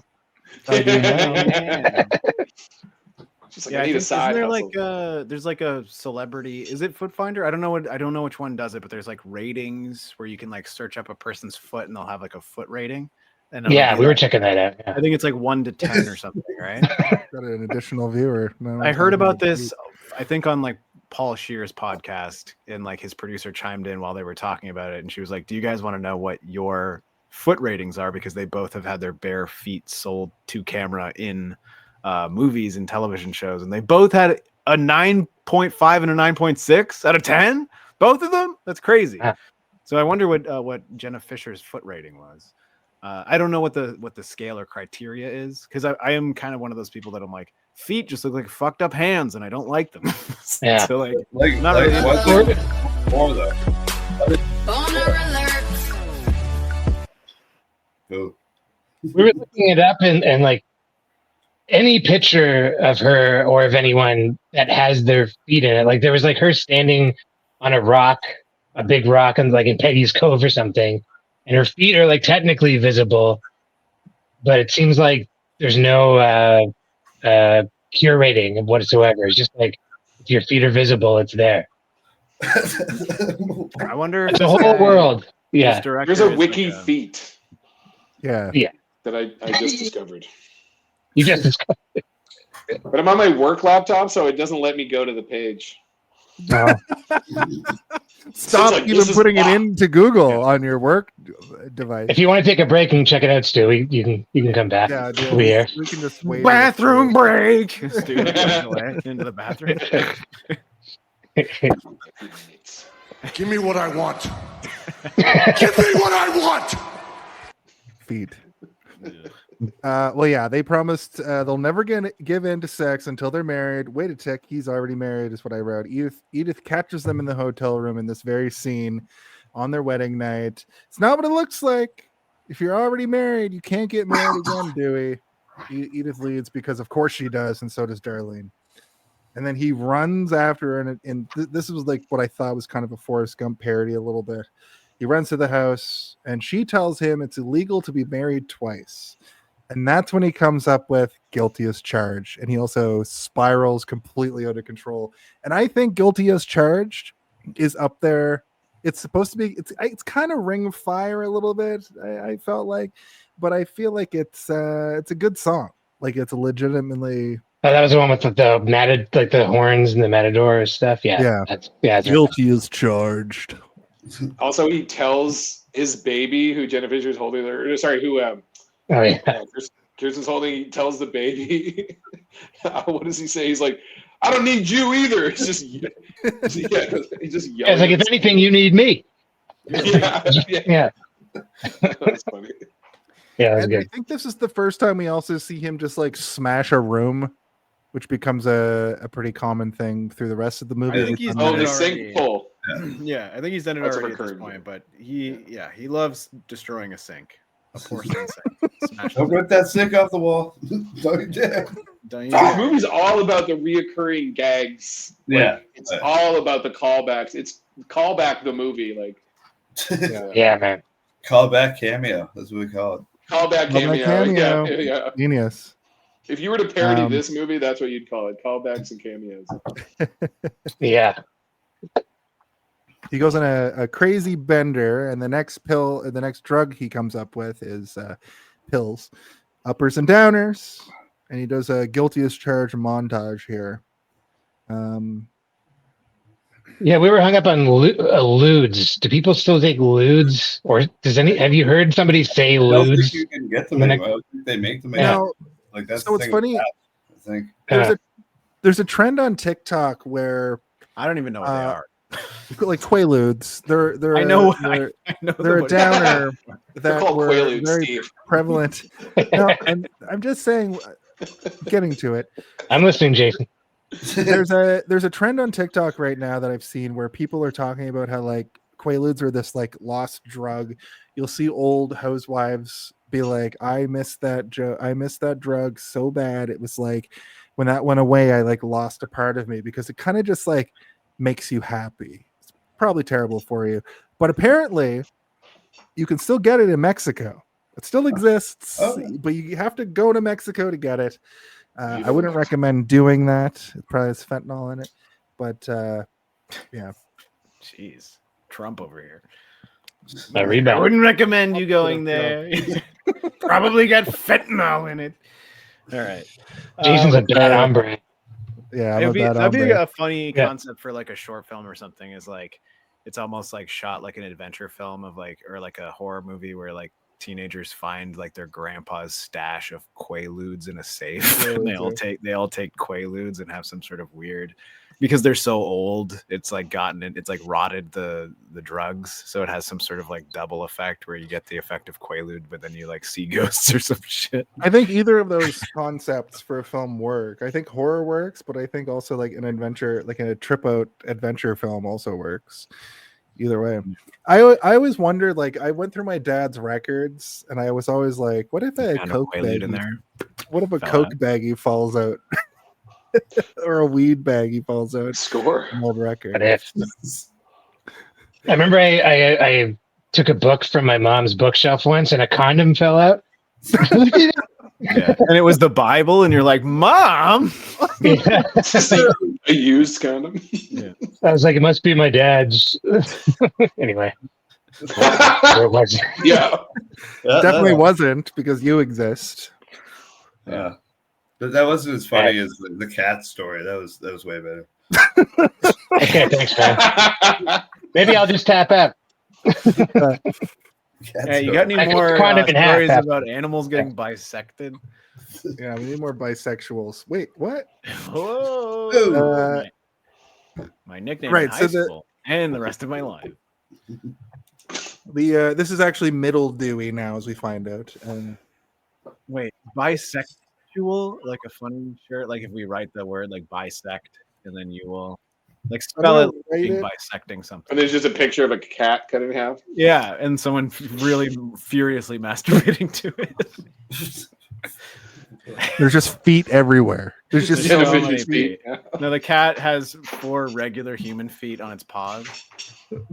Oh, it's like one of those Italian memes. One of the brain rots. Oh, Italian brain rot, a Catsicchio Paticchio or whatever. Yeah. I know. I haven't. That meme hasn't fully formed in my mind yet, but I am aware of it. It's on the radar. Oh, Jumanji. I told myself not to bring up Italian brain rot today, and I fucking did it. I'm sorry. Jumanji does sound like the Italian version of Jumanji. Jumanji. Yeah. Jumanji o Gigololio. The drums are way more intense. I like when he's banging that woman and he just says, "God damn it, this is a dark fucking period." Yeah. I thought that was a good moment. And then he goes to buy drugs. And this scene where he's buying drugs, I don't know why, but the way it's shot reminds me of Bob Dylan for some reason. I don't know. That's his Dylan era. It's coming to his Dylan era, but I don't know why this shot specifically just like because he looks exactly like Bob Dylan. Yeah, maybe because he looks exactly like Bob Dylan. His glasses. Yeah. That's what I figured. Yeah. That's like kind of when he like switches, when he takes his band member's wife and like gives the band member his girlfriend. He's like, "That's my wife. I don't like this girl. Let me have your girl." Yeah. I like your girl better. Well, and then the guy's like, "Hey." That's not how that works. But he gets sent to jail, and he wants to get out of jail so he can sing. So they kind of reference the Folsom Prison Blues thing here, where he wants to get out of jail so he can go back into jail to sing for the inmates. Does the 2-hour-long version have him do that? No. I can't recall. Okay, so it sets it up. You're like, oh, he's going to do the Folsom Prison thing, then that never happens. No, I wonder if they had planned on doing it, and they were like, we can't get enough. We don't have enough money to get a room full of people in onesies. Yeah, I feel like yeah, maybe. I don't know. I think the joke was like, let's have them speak in Yiddish, and then he doesn't understand the word rehab. It's like, rehab. Oh, rehab. Oh, rehab. That was good. Okay. So I wanted to also ask you guys that the subtitle track on my thing wasn't fucked up. No, it's they literally just talk to each other in Yiddish. Yeah. The joke is that we, even though we don't speak Yiddish, understand what he is saying, and Dewey Cox, who is speaking Yiddish to him, doesn't understand what he's saying. That kind of popped Alina though as an ESL, somebody who's an ESL person. She was like, that kind of shit happens all the time. Yeah. Yeah. Dude, You're just saying it like Just take a little bit of the Yiddish off of it, and then I can understand. Yeah. And then you'll I get once it. Yeah. watched the movie District 9 without subtitles because I didn't know they were supposed to be there. Because I did the movie, so I was like, "Oh, it's supposed to be like that." And, Simon, Yeah. but I watched that the happened. fucking movie, but I figured it out. You know, That happened to me as well, and I thought we were supposed to just get what they were saying. no, We me must have too. watched the same copy of it, because I remember watching it going, yeah, I can kind of figure out. I And, like, we believe talked that about is how it was we wanna intended do to this, be. and I believe that's how it was intended to be watched, and then they like studio execs and studio testing and all that. They're like, we need to add subtitles. So I think that they do that. That's how they wanted it to be, anyways. That like Oh, no humans shit. don't Okay, understand them. cool. Yeah. So you watched it the way the director intended it to be watched. That's interesting. I've never heard anybody else have the exact same. No, me neither. Yeah, Yeah. everyone. That's happened to me as Dude, everyone well. looks at me and they're like, "Why are you fucking kidding me?" I'm like, yeah, no, like, yeah.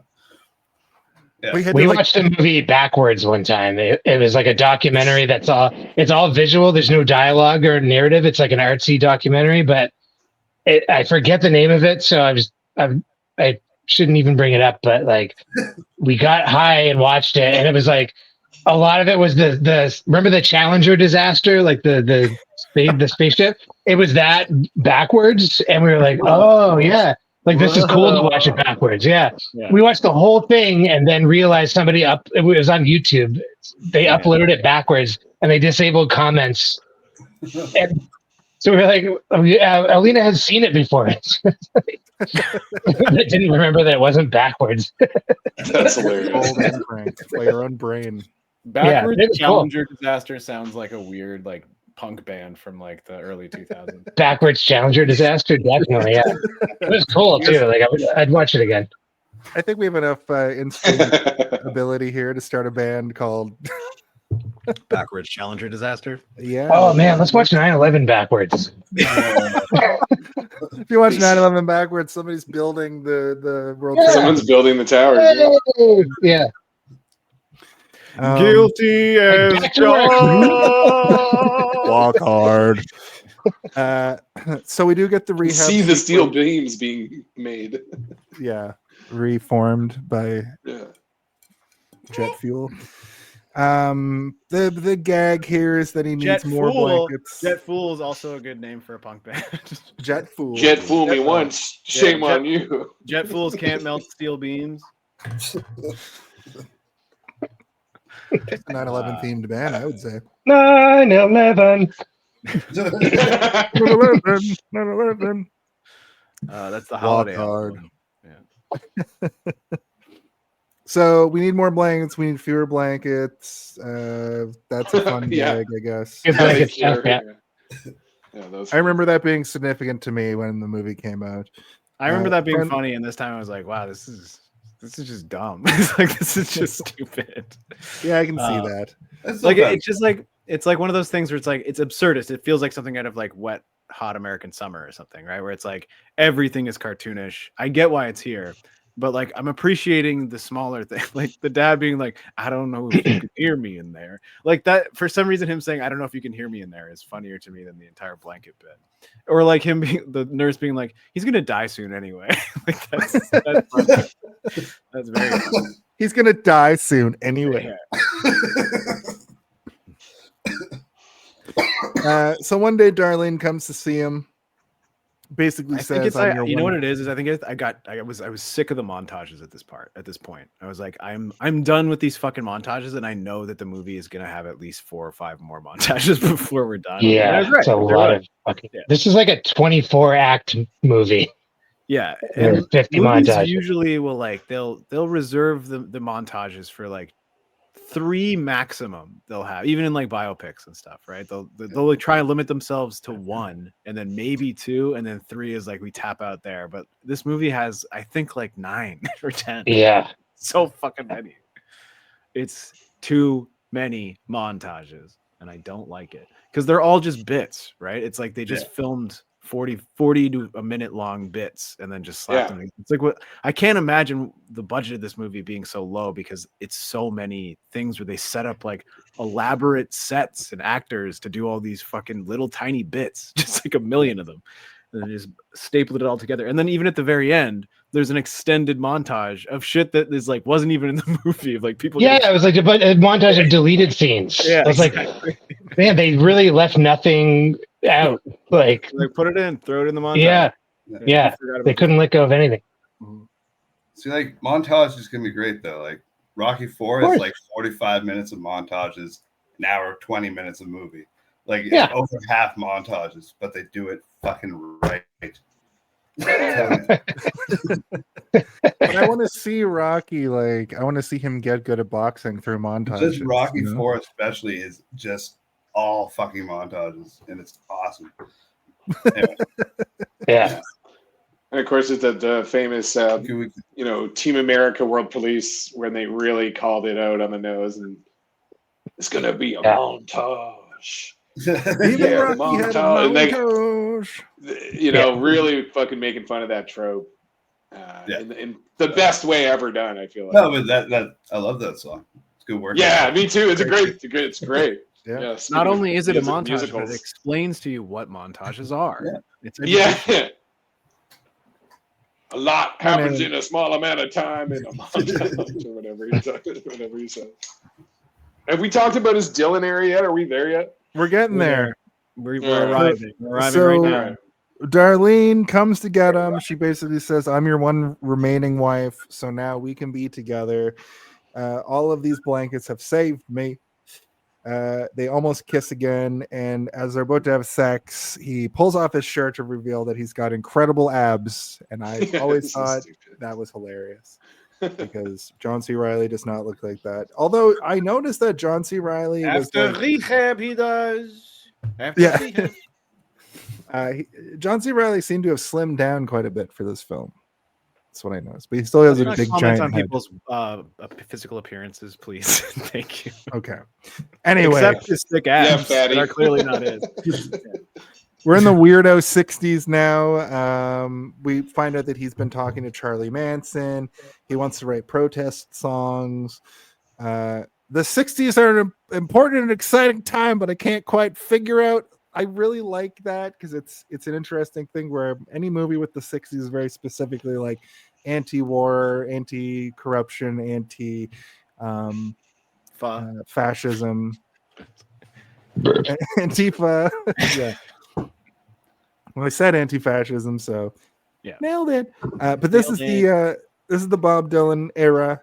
He writes a Bob Dylan song almost exactly, and does it on Ed Sullivan, and everybody's like, "What the fuck is he talking about?" Like, nobody really. Yeah, I thought that. Or whatever, and it's go ahead, Jake.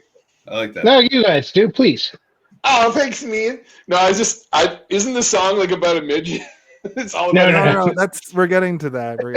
I just want to get to midget. This is just the one where he was the Ed Sullivan, where he's doing just the gibberish. Bob Dylan. Yeah. That's where he does that first. Yeah. That was really well done, I thought. I thought so too. Yeah. He's like the tiny mouse with an overbite was locked inside a tiny coliseum. Yeah. Weird. Yeah, that worked. That was good. He's stringing things together, but if you do listen to it, it's like it almost has a semblance of structure where you're like, oh wait, is he actually singing about something? And then Weathers is like, or Meadows is like, you guys are idiots. This song is really deep. No one gets it but Tim Meadows. I pulled the song up. Just I'm not going to do the whole thing, obviously, but are we going to listen to it? It's called Royal Jelly. No, I'm just going to tell you about it. Mailboxes drip like lampposts in the twisted birth canal of the Colosseum. Rim job fairy teapots mask the temper tantrum. Oh, say, can you see 'em? Stuffed cabbage is the darling of the laundromat, and the sorority mascot sat with the lumberjack, etc., etc. It's pretty long, as I recall. It's a long song. Yeah, it's one long sentence. Yeah. But the Little People song, that was a little blurry again. That was a long one too. Yeah. That was it. If you were on a date with a little person and you took them to see that movie, But that was not a good date. And then it shows the little people in the crowd like they're Black Panthers. Yeah, I really didn't. I didn't care for that.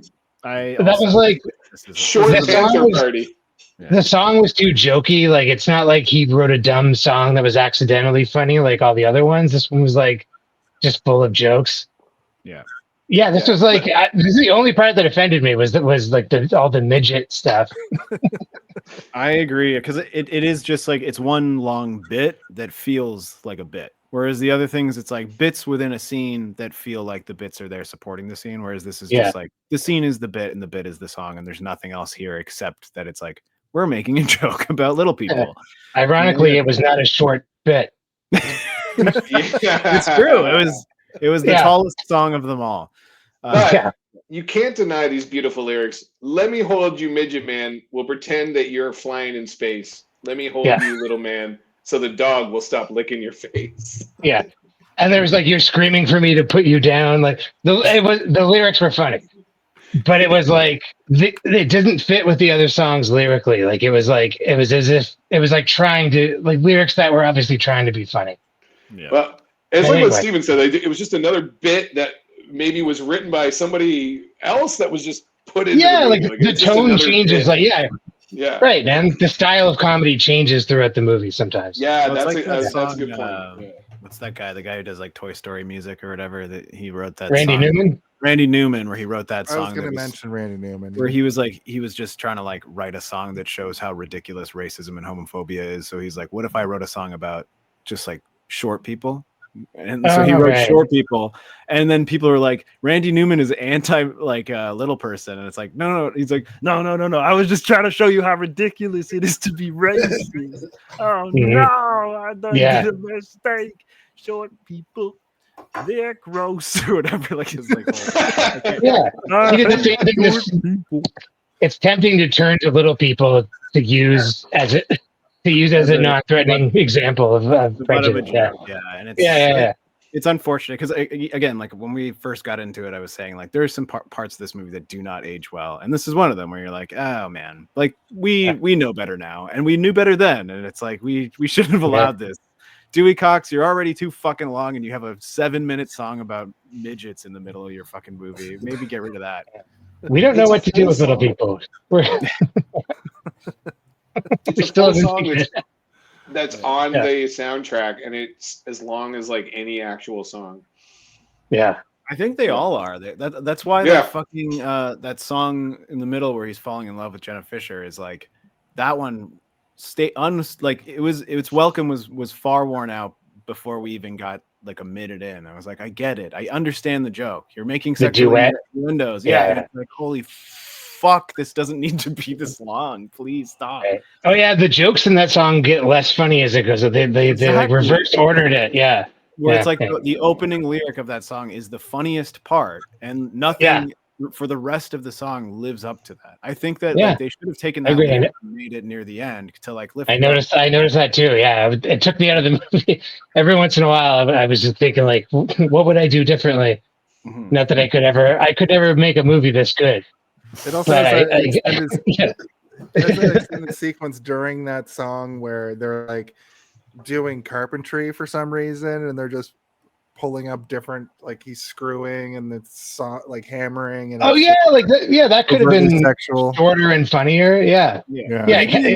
Within that specific example, they're like they do like 3 or 4 different things each while they're doing carpentry, right? And like all of them work in terms of visual innuendo. I'm like, okay, that's him fucking, that's him jerking off, that's her fiddling with a knob. Like these all make sense. And then the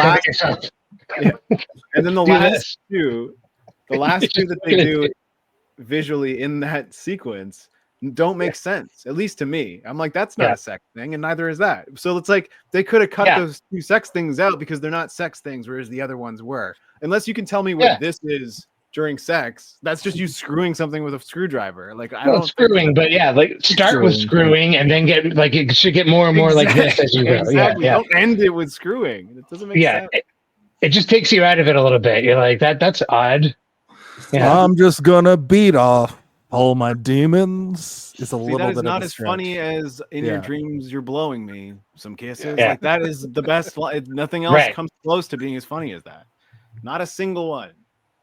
I challenge you to give me one funnier, and there aren't. I cannot help but agree. Yeah. And I won't. All right. Sorry, we went backwards there for that. I was just trying Yeah, to we did. reinforce what I was talking about with this hold my hand, little man, or whatever the fuck this song's called. When they recast the Wizard of Oz.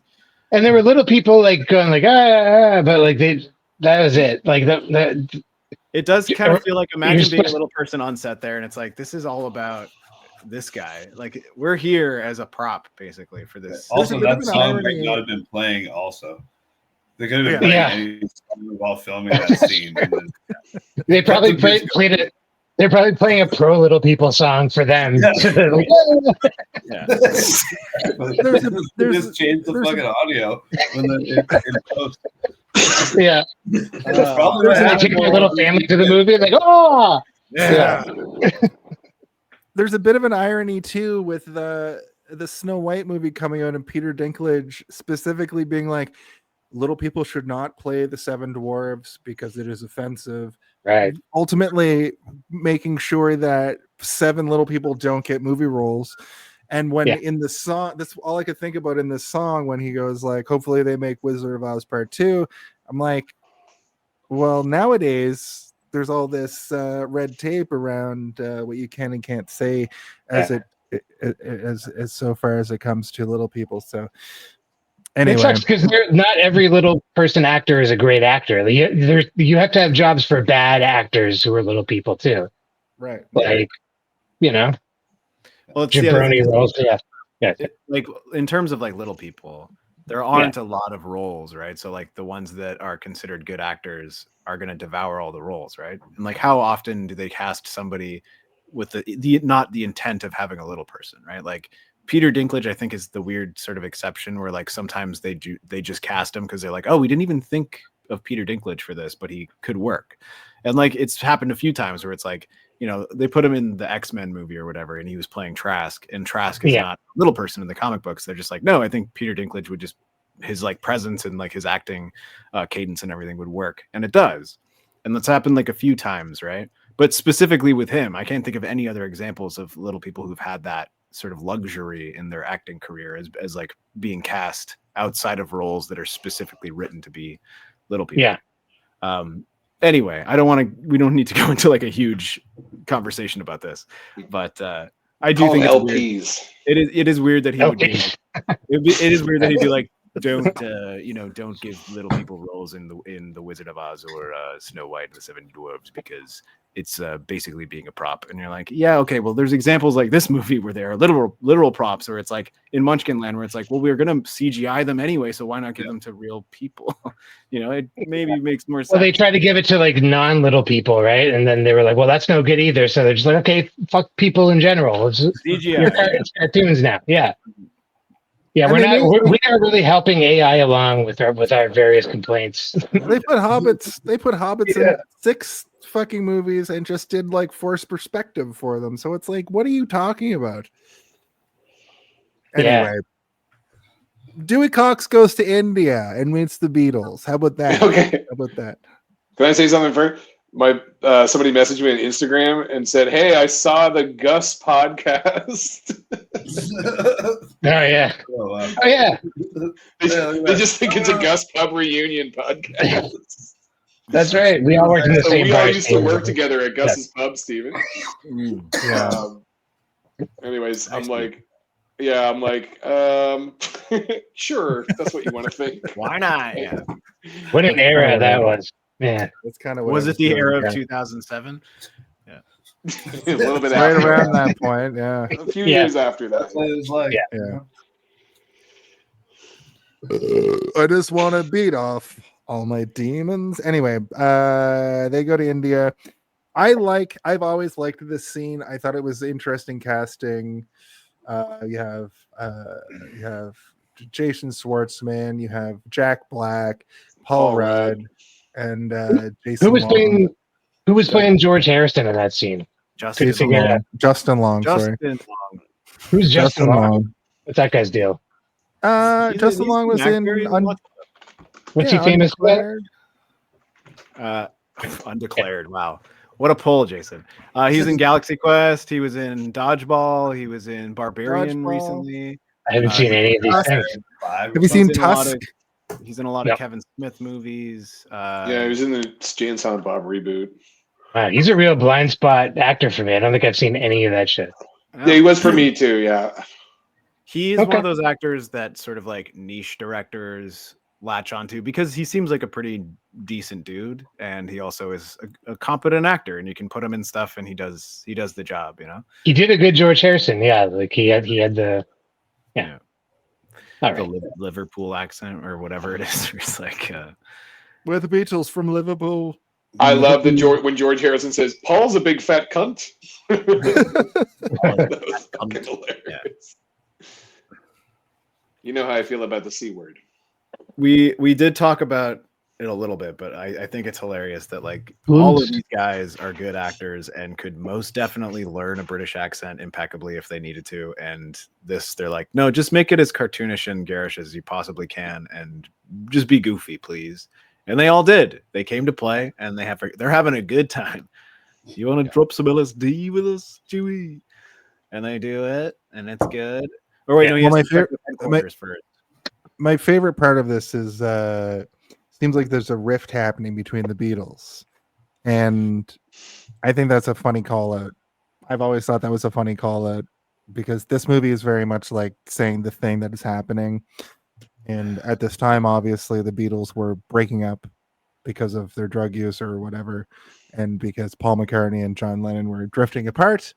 And to show it like this was pretty good. I'm Paul McCartney, the leader of the Beatles, was also a pretty good. It's so silly too because they're like so out of the bit. They're like, you gotta stop fighting here in India. Like we don't believe as the audience that they're in India. Like we're here in India. We're here in India. We bought into it. You don't need to. Like I don't know. That was almost like it was so stupid. It was funny. We're the Beatles here in India. He's that guy's from stuff too. Apatow movies as well. He's in. He's in 40-Year-Old Virgin, right? He's the guy that's he's in a bunch the of older guy. Anytime they need an older Indian man, they call him up. What do you think about the Beatles scene? Pretty good. I fucking hate the Beatles. Yeah. Cool, man. Just checking in. You know, like I watched the movie and I sat down. I had a piece, like a pad, gonna take notes and shit. And I didn't take any fucking notes. But, yeah. I got real high when I watched it, but you know. Yeah. That's like the intended purpose. Scene, you know, hey, this is good. Yeah. Yeah. You, George, John, Paul, Ringo. They're all there. Yeah. You're all there. Yep. Yeah. There are no monkeys. You're giving some serious Ringo energy right now. You're like, I'm going to song about an octopus. I'm gonna song about an octopus. Yeah. Simon is the Ringo right now. Yeah. A hunger told me wool. Simon, remember in high school we were like, I used to eat my own poo. I was thinking about that the other day, yeah. Forgot about that. I haven't thought about that in a while. Yeah. We used to, in high school, we used to go, I'm Ringo Starr and the Beatles. I used to eat my own poo. Anyway. From anything? I mean, hey, I'm here for that bit. I don't really know the context, but I think it could work in a lot of contexts. Yeah. See, it came from, so Jake drew a cartoon of Crocodile Dundee, and it's like, good day, mate. Crocodile Dundee. I used to eat me a poo. Oh, yeah. I forgot about that. Right. Am I mixing them up? Yeah, it was Crocodile Dundee. Yeah. Crocodile Dundee. Have you guys done Crocodile Dundee on this show? No, but that would be a good one. Next time you have us on, let's do it. Goes to Hollywood. Yeah. Isn't that the third one? Yes. Yeah, we'll start at the third one. Dude, go look at the fucking the cover of that movie. Like it's laugh packed, you know, just like jam packed with laughs. Fuck yeah, but No, it's not The good. only You should watch it, though, because it's really I watched bad. one of them recently, and I just remember that bit where he's walking around on the outside of the building because he wanted fresh air or whatever, and he comes to like a joke. oh line, yeah, it's like I was in love, and he's like, come on now, mate, it can't Yeah. be that bad or whatever. And he's like, I love that man so much. He's like, man, what the He's heck? like, Oh, gay shit, oh damn. This is He's like- harder than fighting a crocodile. yeah, yeah. So it's a wholesome film. Nothing wrong with Crocodile Dundee. Yeah, It holds up. He's definitely Oh, not Hogan. shocked by the idea of two men kissing. No. Holds up 100%. Damn, and there was a bunch of Australian DJs at the pub last night, and everyone was yeah? Australian. I've never seen that many Australians in Halifax, like ever. It was like 30 people, and they're all from Australia. Did you say there's multiple DJs from Australia? Yes. Yes. What the fuck? Now we're talking about Crocodile Dundee. Like, They're just like, They're all on stage at the same time. Jay, can you hit me with another didgeridoo, please? I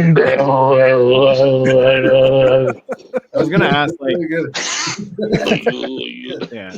And Simon like walked up and he was like, I'm Crocodile Dundee and I used to eat my own poo. They're like, what? What the fuck? It's like trying to relate to them. Right? yeah, it's like, can I offer you some poo? Like, huh? What the hell? That's not Yes, a thing. Australian people like to eat their own poop, right? Yeah. I read Yes. it in a book once, and that book may or may not have been drawn and illustrated by my friend Jake. in high school. Australians and Liverpudlians. It was the 60s, you know. Everybody tried something once. Well, you know, John, you know. Yeah. There's So drugs this- in the poo. The You're never gonna know sequence unless you was try it once. Jugs in the poo. Did you know if you take What a- drugs and then you poo, you can eat the poo? You can get high off the poo. Well, that's mushrooms, isn't it? It's cow poo. this If was you eat basically what the out sequence food. of them going into the yellow Yeah. submarine mode was. Yeah. It's also Oh, yeah, terrible. I don't know what it was about the colors of this scene where like they seemed off to me. Like they Felt were- like a wasted opportunity, this whole animated scene. I Yeah. agree. Yeah. Well, apparently they did another scene that was like more like him having a bad trip, and apparently it was just like scary. Like it was like not funny at all. So they removed it and they put in this scenes. See, the Who thing uses is, the break? Yeah, if you put something, yeah, it would have given us a break from the ridiculousness and maybe shocked us back into like wanting the comedy back. But at the same Right. time, if you put something legitimately terrifying in the middle of something funny, it ends up making it funny just when if it's that scary. You're like, I'm terrified during this funny like think about the moment in Knocked Up when he goes to the circus on mushrooms and he like is like freaking out, and it's like legitimately quite frightening, but it's funny because he's freaking out so hard. I think it would have worked. I think they should have left it in. They should have left it in. I should have left it in. Left it in. I used to Left it eat in. me poo. In He used Australia, the poo goes in your butt. I did a reverse poo the other day. He discovers that they basically warn him, if you take acid, you might have a bad trip. He almost immediately has the bad trip. He thinks about there's this whole thing where he's cagey about he doesn't tell anybody about cutting Nate, his little brother, in half. And whenever people are like, what are you talking about? He's like, never mind. And that kind of happens here because he like remembers that. And when he comes to, they're just like, do you want to take more acid? And I do like the scene where they're like coming in from either side of the screen, and Jason Schwartzman comes in like from the side, like, would you like some more Yeah. acid? Like one of those. Yeah. I liked that. Yeah. And then the next thing that we get is him trying to explain to Darlene that he's not like horribly addicted to drugs anymore. And she's like, well, you know, I've been addicted to coke, weed, lewd, booze, and speed, but I ain't got no demons gonna get woke by LSD. I think I wrote that after, and that's when she's kind of like, well, let's go do acid with. She says, let's go Beatles." drop acid with the Beatles, which is Yeah. like a phrase that probably not a lot of people have been able to say in their life, but maybe more than you would think. You know, Probably. they seem to have done a lot of acid. I think they did a lot of acid. careers. Yeah, so it goes into the animated portion. He's a bad, well, I already talked about this. So 8 months actually elapse between him taking acid in this scene that we just talked about. And now he's grown a beard and he basically is writing pet sounds. He basically becomes Brian Wilson. He wants to write pet sounds, his version of it.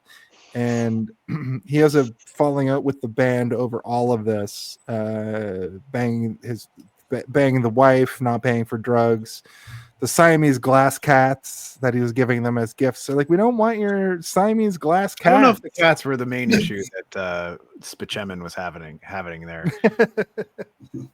He says that he also had sex with me, and I've had confused feelings about that for 10 years. Like, yeah.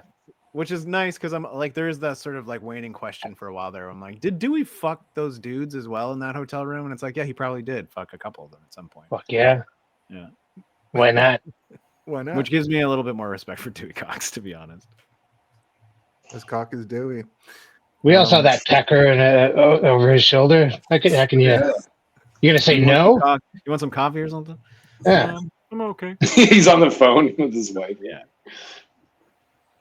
Yeah.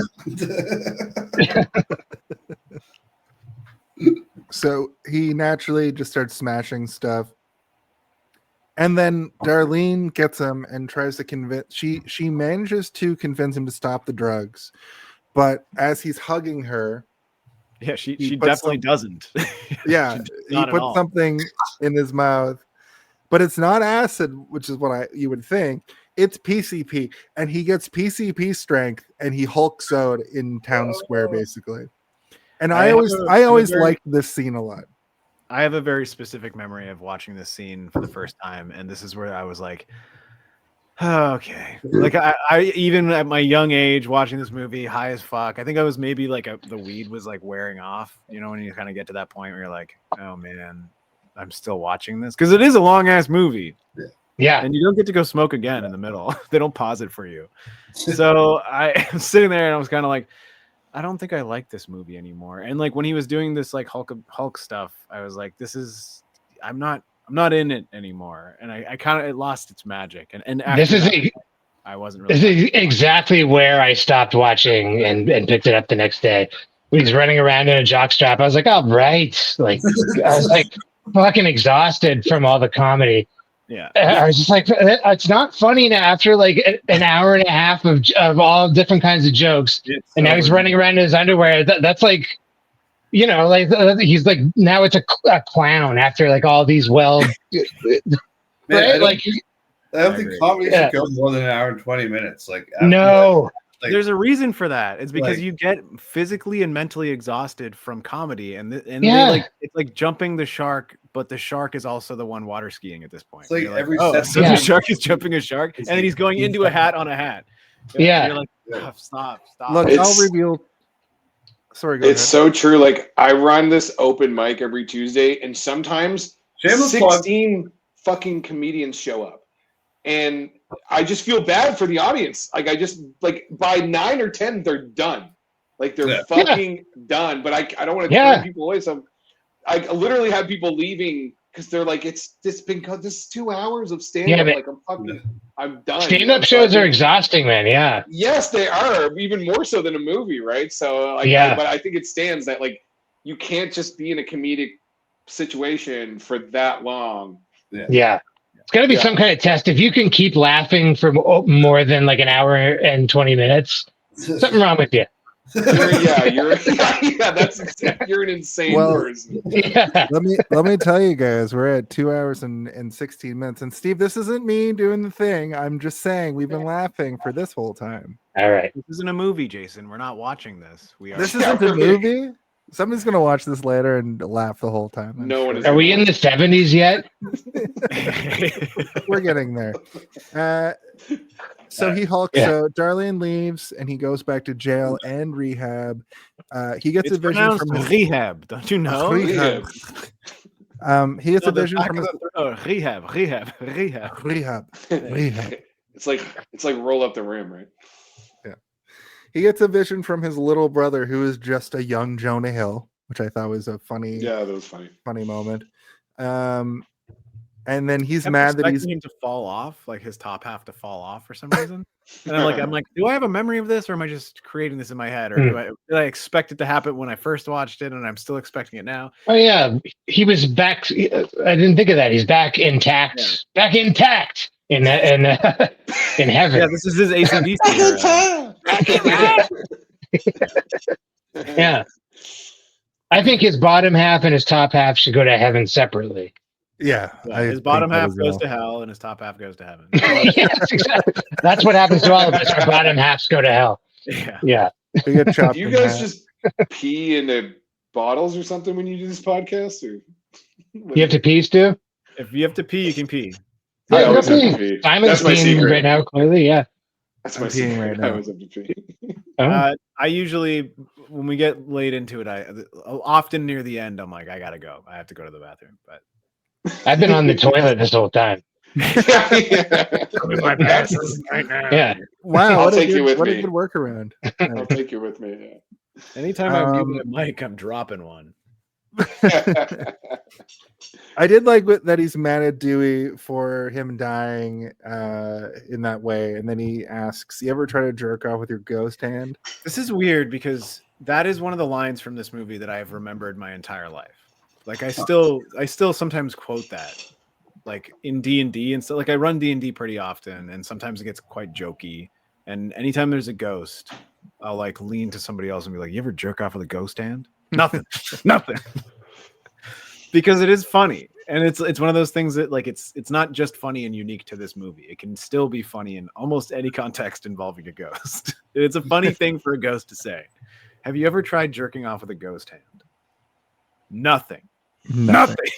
Nothing. He's Nothing. You get nothing. There's no sensation. No ectoplasm. It's wasted at that juncture of the movie because by that point, I'm like immune to all jokes. There's so many great jokes. But if you watch it long enough, yeah, you just you go numb. Yeah, and you're kind of waiting for that sort of like, you know, when you're numb and then it like becomes so numb that you start to just laugh at everything. Yeah. Like I was hoping that would happen. Yeah. Yeah, but it doesn't really happen. I blew a lot of air out of my nose while watching this at this part of my life. I blew a lot of air out of my head while watching this, going, No, like this sucked, terrible, bad, stinky, bad joke. I did like so we're in the 70s. Oh, in the 70s? We get to the 70s. I'd like to turn the beat around montage of writing and smashing. He's trying to write songs. He can't write songs. He's smashing things every time he can't. And they come to him with a television program. This is where it gets a little long in the tooth for you guys because it glosses over this, but you guys had to see this whole like it's a lot. It is a lot. We get a disco version of Walk Hard, which I thought was great. I personally think that's great. Yeah, I thought it was great too. That was accurate to like the corniness of those variety shows in the 70s. Because he's like, we'll just play the old songs, and the record producer's like, those songs are 20 years old now. Yeah. Cut to him doing a disco version. Songs. Old people like your old songs. Old, yeah, very old. So you have a bot in your chat? Yeah, I deleted it. Don't look at it. I deleted it and I banned it. Don't look at it. It'll poison Look at it. I gotta click on the link. Looks like a good deal. Yeah. No, it's not a good deal, and I can't. But you can get 5 viewers. Yeah, you can get 4 Dewey Cox for the price of 1. Yeah. You gotta buy them all. Gotta buy them all. But this variety show is kind of like Sonny and Cher, and he just does covers now. We had the cover of Starman by David Bowie, and we find out that the Hulk television show is whooping him in the ratings. And last night was a very special episode.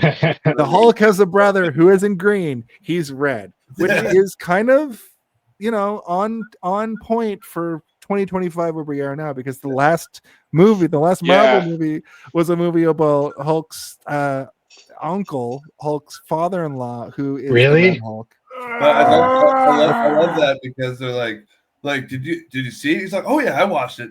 Oh yeah, they loved it. Lou Ferrigno's Hulk was like, oh yeah, the fucking show. awesome. Yeah. No, it was great. It was great. I was pretty shocked we didn't get a Lou Ferrigno cameo at that point. Right? I was like, here he comes. Okay, enter Lou Ferrigno. And Patrick Duffy, but Lou Ferrigno. He's also sort of in the wheelhouse of the Apatow stuff, right? Because he was in what's that movie? Oh, that's right. Yeah, he's in one of them. Buy his mansion and stuff, and then it's the one where Paul Rudd is like looking for a best friend. I can't remember what it's called, but I just saw that recently. Yeah, Best Friends. Is that what it's called? Best Friends. Slap at the base. Yeah, that. Yeah. But Lou Ferrigno's in it. So the what's going on with Marvel movies right now is they're making movies about the Hulk's uncle. I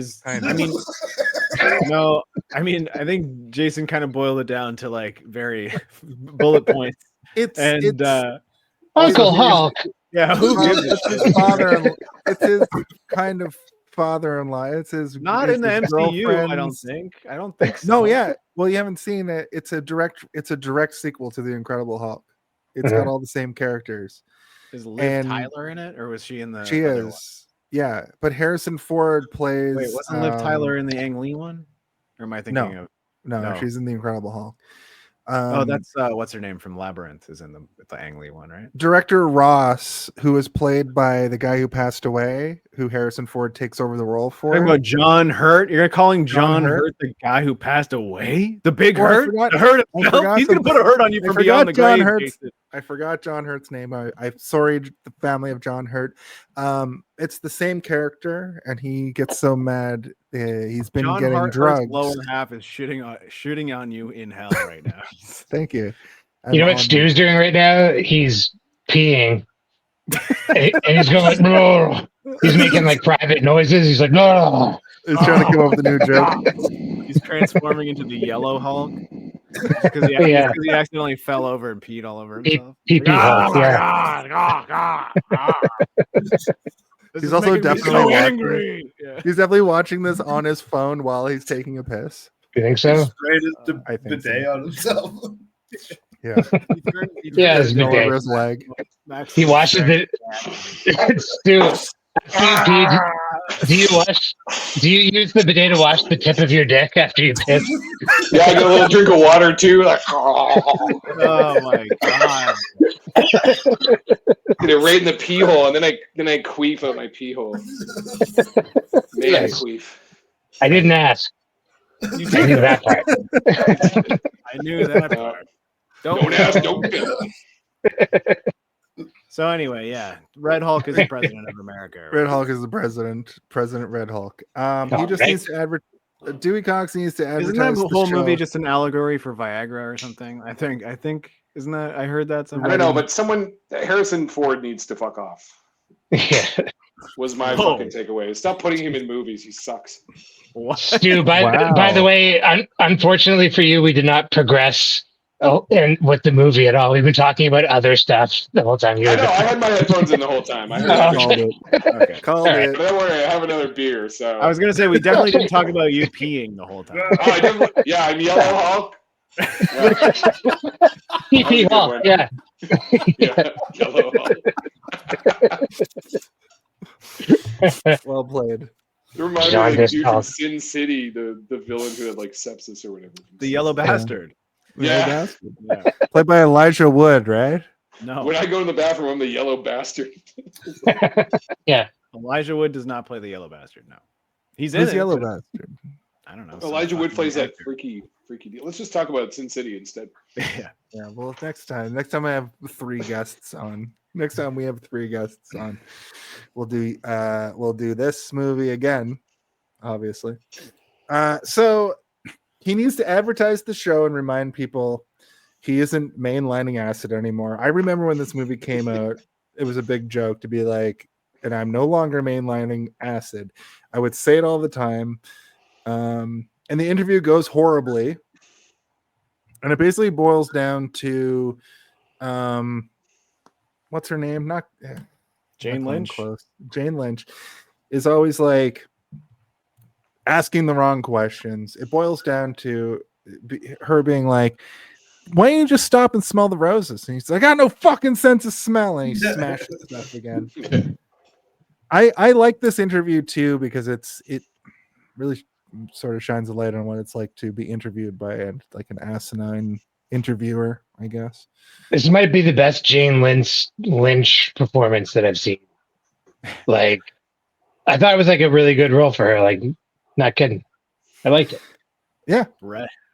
And it's like early in her career too. You know? Jane Lynch has been around for a long time. Yeah. She's also an Apatow stableman. She's in there. She's one of the Stable boy. Yeah. I think that like they would just call her when they're like, we need somebody who's like, you know, like sort of like a strong presence, but also kind of like goes against the grain and can easily play off people and be unlikable, but at the same time, like not so unlikable that you're like, fuck this person. You're kind of like, oh yeah, she's just her own person who doesn't exist. She exists outside of the story and has her own issues or whatever. Like she's like a very believable human, even though she's characterized a lot of the time. Yeah, which is like you can always believe. Does. Yeah. Sorry. Go ahead. Nah, I'm drunk at this point. By the way, I brought. Oh, you can't see it. I have a giant bottle of wine, and I'm like, I'm fixing to polish it off. I'm like, whoops. Classic Thursday. Thursday is here on Hey, did you see this one? Yeah. I know. I'm drinking faster. Dewey Cox when he's at the top of the building. Invited your 3 drunkest friends to do a podcast. Yeah. That was what I was trying to do. It'll never. It's a party. It's a party. I'll have all of you on individually in the future. We're going back to one guest. I can't hold it down individually. Yeah, you can. Dude, come on. Yeah, you've been great. You've been great. Yeah. I want to see individuals too on this show. It's time. Individuals too. I heard a song. Do you know how many people are like Jason, like putting spices and like carrots and like cucumber and zucchini into a pot, and it's like individuals too, and then Stu comes out of the pot. It's just steaming his whole body. Wet. Can I just say, when Facebook first came out, Jake made an account called Mirror Stew. Yeah. And he copied all of my info, all my bio, all my pictures, posted it, put little mustaches on all of my pictures. And for an entire summer, I had no idea who did it. I was freaked the fuck out. I was like, what is going on? Like, is this a Twilight Zone? Like, it was new internet too, so I wasn't like, you know. I didn't add Mirror Stew. I refuse. Of course you did. People still think it's me too. They're like, "Why do you have 17 Facebook accounts?" That's the best part. Mirror Stew still exists. It's still there. And I have 3 Facebook accounts independently of Mirror Stew. So there's 4 of me's on Facebook. Yeah. So when it's my birthday, it's just insane. I can probably give you control of that. I remember that I had to have an email address to register that account. So I did. Control of it. Yeah, okay. Well, the email address was stuhayward@hotmail.com, but reverse. So it was like, at hotmail.com. Yeah. But that was like the beginning of Facebook. So there weren't it's not like you had 10 years of photos that I had to add mustaches to. Yeah. It was still impressive though. Like that you took the time to do that. I didn't consider the psychological effect it might have on you. I was calling everybody. I was like, and I was trying to be cool. I was trying to play cool. I wasn't trying to bully you. I was like, you guys, what's up with that Mirror Stew account? You guys know anything about that? Like, I was like calling people and trying to figure it out. You're on the phone, like looking through like the blinds. Like, does anybody know who Mirror Stew is? Like, I was, man. Yeah. I was outside your apartment. Yeah. I thought I was being cyber stalked or something. I was terrified. One day, you kind of were. One day Stu's gonna log into the like the metaverse, like the VR metaverse. Like Stu is gonna log into that. Yeah. And then he's gonna hear like a knock at the door, like like to Yeah. his virtual studio, and he's gonna open it. It's gonna be an exact replica of him with a mustache, and Yeah. he's gonna murder you in the metaverse. And you're gonna be like, That's no one literally ever my did that. worst nightmare. Yeah, Mirror Stu got you. Your Black Mirror episode. Oh Man, no, yeah. I'm not sleeping. Keep an eye on me, Internet. Stu. If you see my mental health starting to deteriorate, keep your distance from me. I seem to fixate on you when times are tough. That's how I know I need to reach out to Jake if I'm being cyberbullied anonymously. Yeah. Mirror Stu pops up. Yeah. If any of these strange misfortunes happen to you, you might want to call me and see how I'm doing. Right. If like a boar's head appears out of my front deck, or Yeah, it might be a cry for help. yeah. All right. Jake like answers the phone. He's like, "Hello," and he's like shaving his head and like twirling a mustache, drawing a mustache. Yeah, mirrors. Yeah. Too. Where he's like, "Oh." Yeah. Yeah. Hello You back. good? Yeah. Oh. Oh my god. Well, sir, Ghost Nate tells him to go see his dad. They have a heart-to-heart. He goes and apologizes. He apologizes, but it turns into a machete fight, and they have a pretty good machete fight here. Machete fight!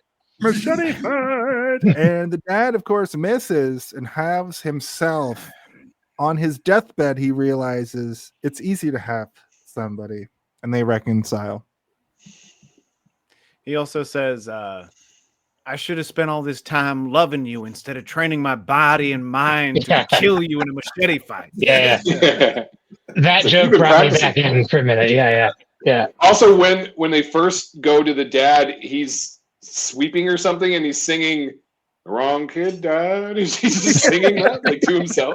Yeah. The wrong kid died. We were watching it, and Danny was like, "What was he just singing?" And I was like, "The wrong kid died. The wrong kid died." Dum, Yeah. dum, dum, dum, dum. Like he's just like he has his own little ditties for it. He's probably got so many songs that are just "The Wrong Kid Died," which is like all like the songs that like I would sing to my cat. He just sings about the wrong kid being. But like musical talent inherently runs in their family, so it wouldn't be outside of the That's what I was going to say. reality of this movie that he has like a banger of like an old hick hymn that is just him talking about the wrong kid dying. Yeah.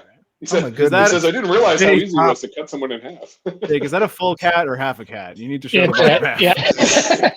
It's full right now, but take a look. Hang on. Oh no! I give this movie 1/2 a cat. Oh my goodness! I never seen what a a mess. cat bisected on a podcast before. But Yeah, here we no, are. that was real. We just did this The blood before. didn't right show to up the- because of the background, but Going Yeah. right I to made the a real dark mess web here. with this one. Yeah. whoops. The wrong kid died. So Yeah. Dewey smashes more stuff, and then one of his sons comes and asks him to have a catch. His son, also famous actor now. Crazy.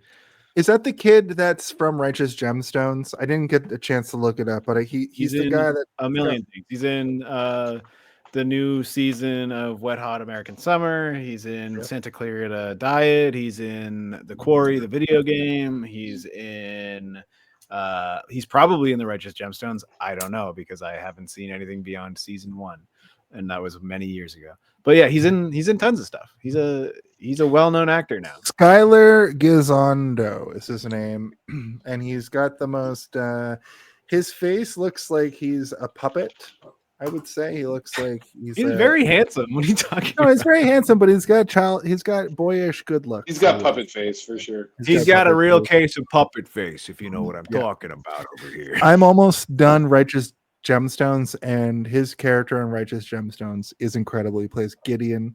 I won't spoil it for you because it is a massive spoiler in the first season. There's a huge twist. Well, I was like keeping my eyeballs peeled during the montage of him playing catch with all his other kids because I'm like, is there going to be another famous person? Because like he's arguably quite famous now. That child actor is now. But he was like pretty- literally 9 years old or 10 years old here. So they have a I think catch. he was in other things as a kid too for a little while. But you could tell that he's like, oh, this is a good child actor.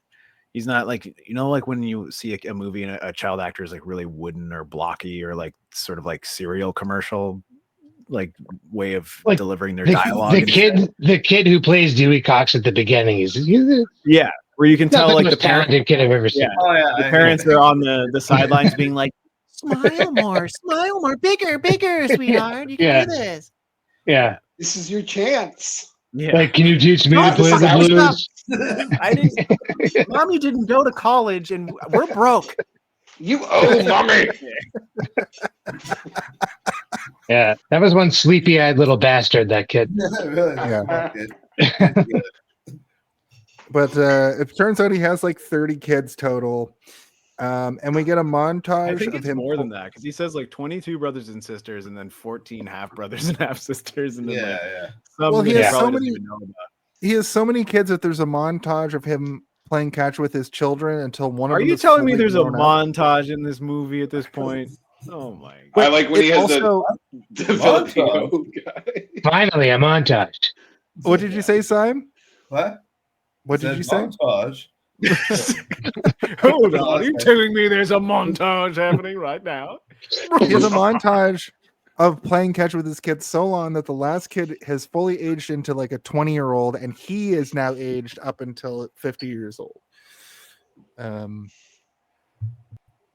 I gotta Darlene say, John C. returns. Reilly does a great job of acting like his body is old. Like he does like Yeah. a really good like he doesn't seem to be overselling it so hard that you're like, this is just a man doing a pretend old man body. He's like just the way he's kind of like leaning on things, and like he's also like kind of tall and awkward as it is. So I assume it's probably pretty easy to be like, yeah, just pretend like your hips don't work. Giant head up.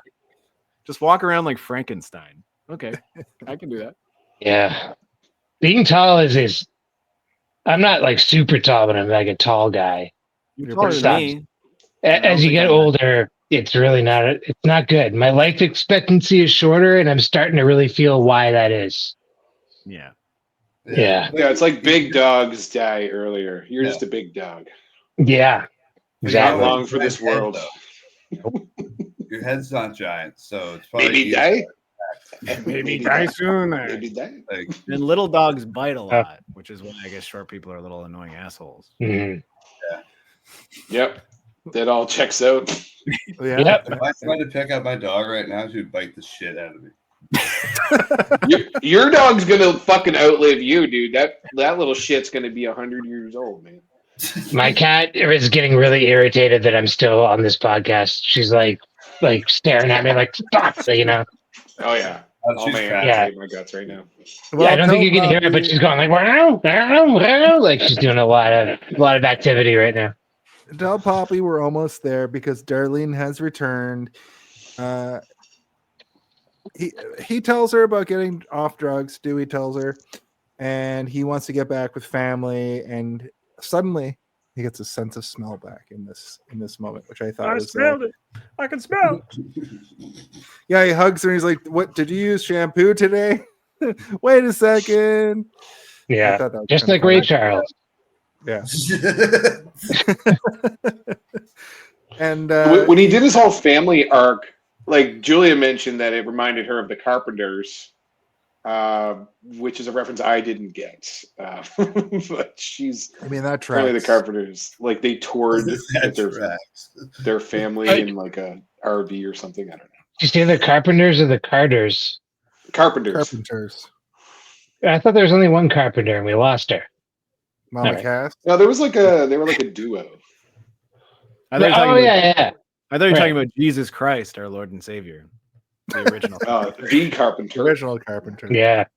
He was the Tim Allen of his time. Yeah. The most famous Carpenter at the time. Remember Yeah. that passage in the Bible where he's looking over the fence and he's like, "I need some help, Yeah. Wilson." And, he's like, "Ah." And then Wilson's like, "Well, Jesus, what you need to do is talk to your son." He's like, "Ah." The fable of Yeah. of Wilson. Yeah. Yeah. The Tim prophet Allen Wilson. replaced Jesus in 1994, Yeah. as I recall. Wilson Yeah, part God of tried to Wilson's he bitch. tried to Wilson was reincarnate Moses. himself as Tim Allen, and he got really addicted Yeah. to drugs, and they gave him like a whole sort of Jesus-based, nuclear family, but they still have biblical values. Did you say nuclear? Nuclear. Nuclear. You're giving Jason shit about Jumanji. I'm going to point out when you said nuclear. I know the difference. Just to even it out. Yeah, so then Jesus invents nuclear bombs or whatever, and then Wilson tells him, "You shouldn't do that, Jesus." And he goes, He goes Super Saiyan.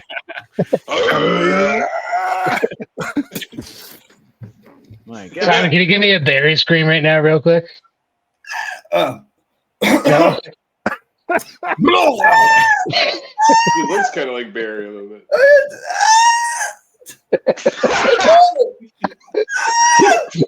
That's it. Thank That's you. fucking it. The guy we used to work with. Yeah. He would squeal when he was excited. I see. Okay. Well, now He still Simon does, Baker like- calling the cops, being like, somebody's murdering a pig inside of there. Met this man multiple times. So Dewey Cox is slightly older, and while he's talking to his, I think, Korean son at this point, he comes up with Korean. I think I thought he was Filipino. He's definitely Filipino. Filipino son. He comes Or up with Thai. my whole life has Yes. been a beautiful ride. And then that's And then he what says, it comes with. Beautiful ride. Wait, does he say beautiful ride? It says a beautiful ride, yeah. Yeah. He's if you watch the long version, he says it about 6,000 times. Yeah. You notice they do that every time. I think it's always like, walk hard. Yeah. Guilty as charged. Yeah. Yeah. That's a good gag. Move along. Like every fucking, it's the same fucking. It's Sorry. good though. It's like it is a good All device. back, man. There's only 5 jokes in this movie. Yeah.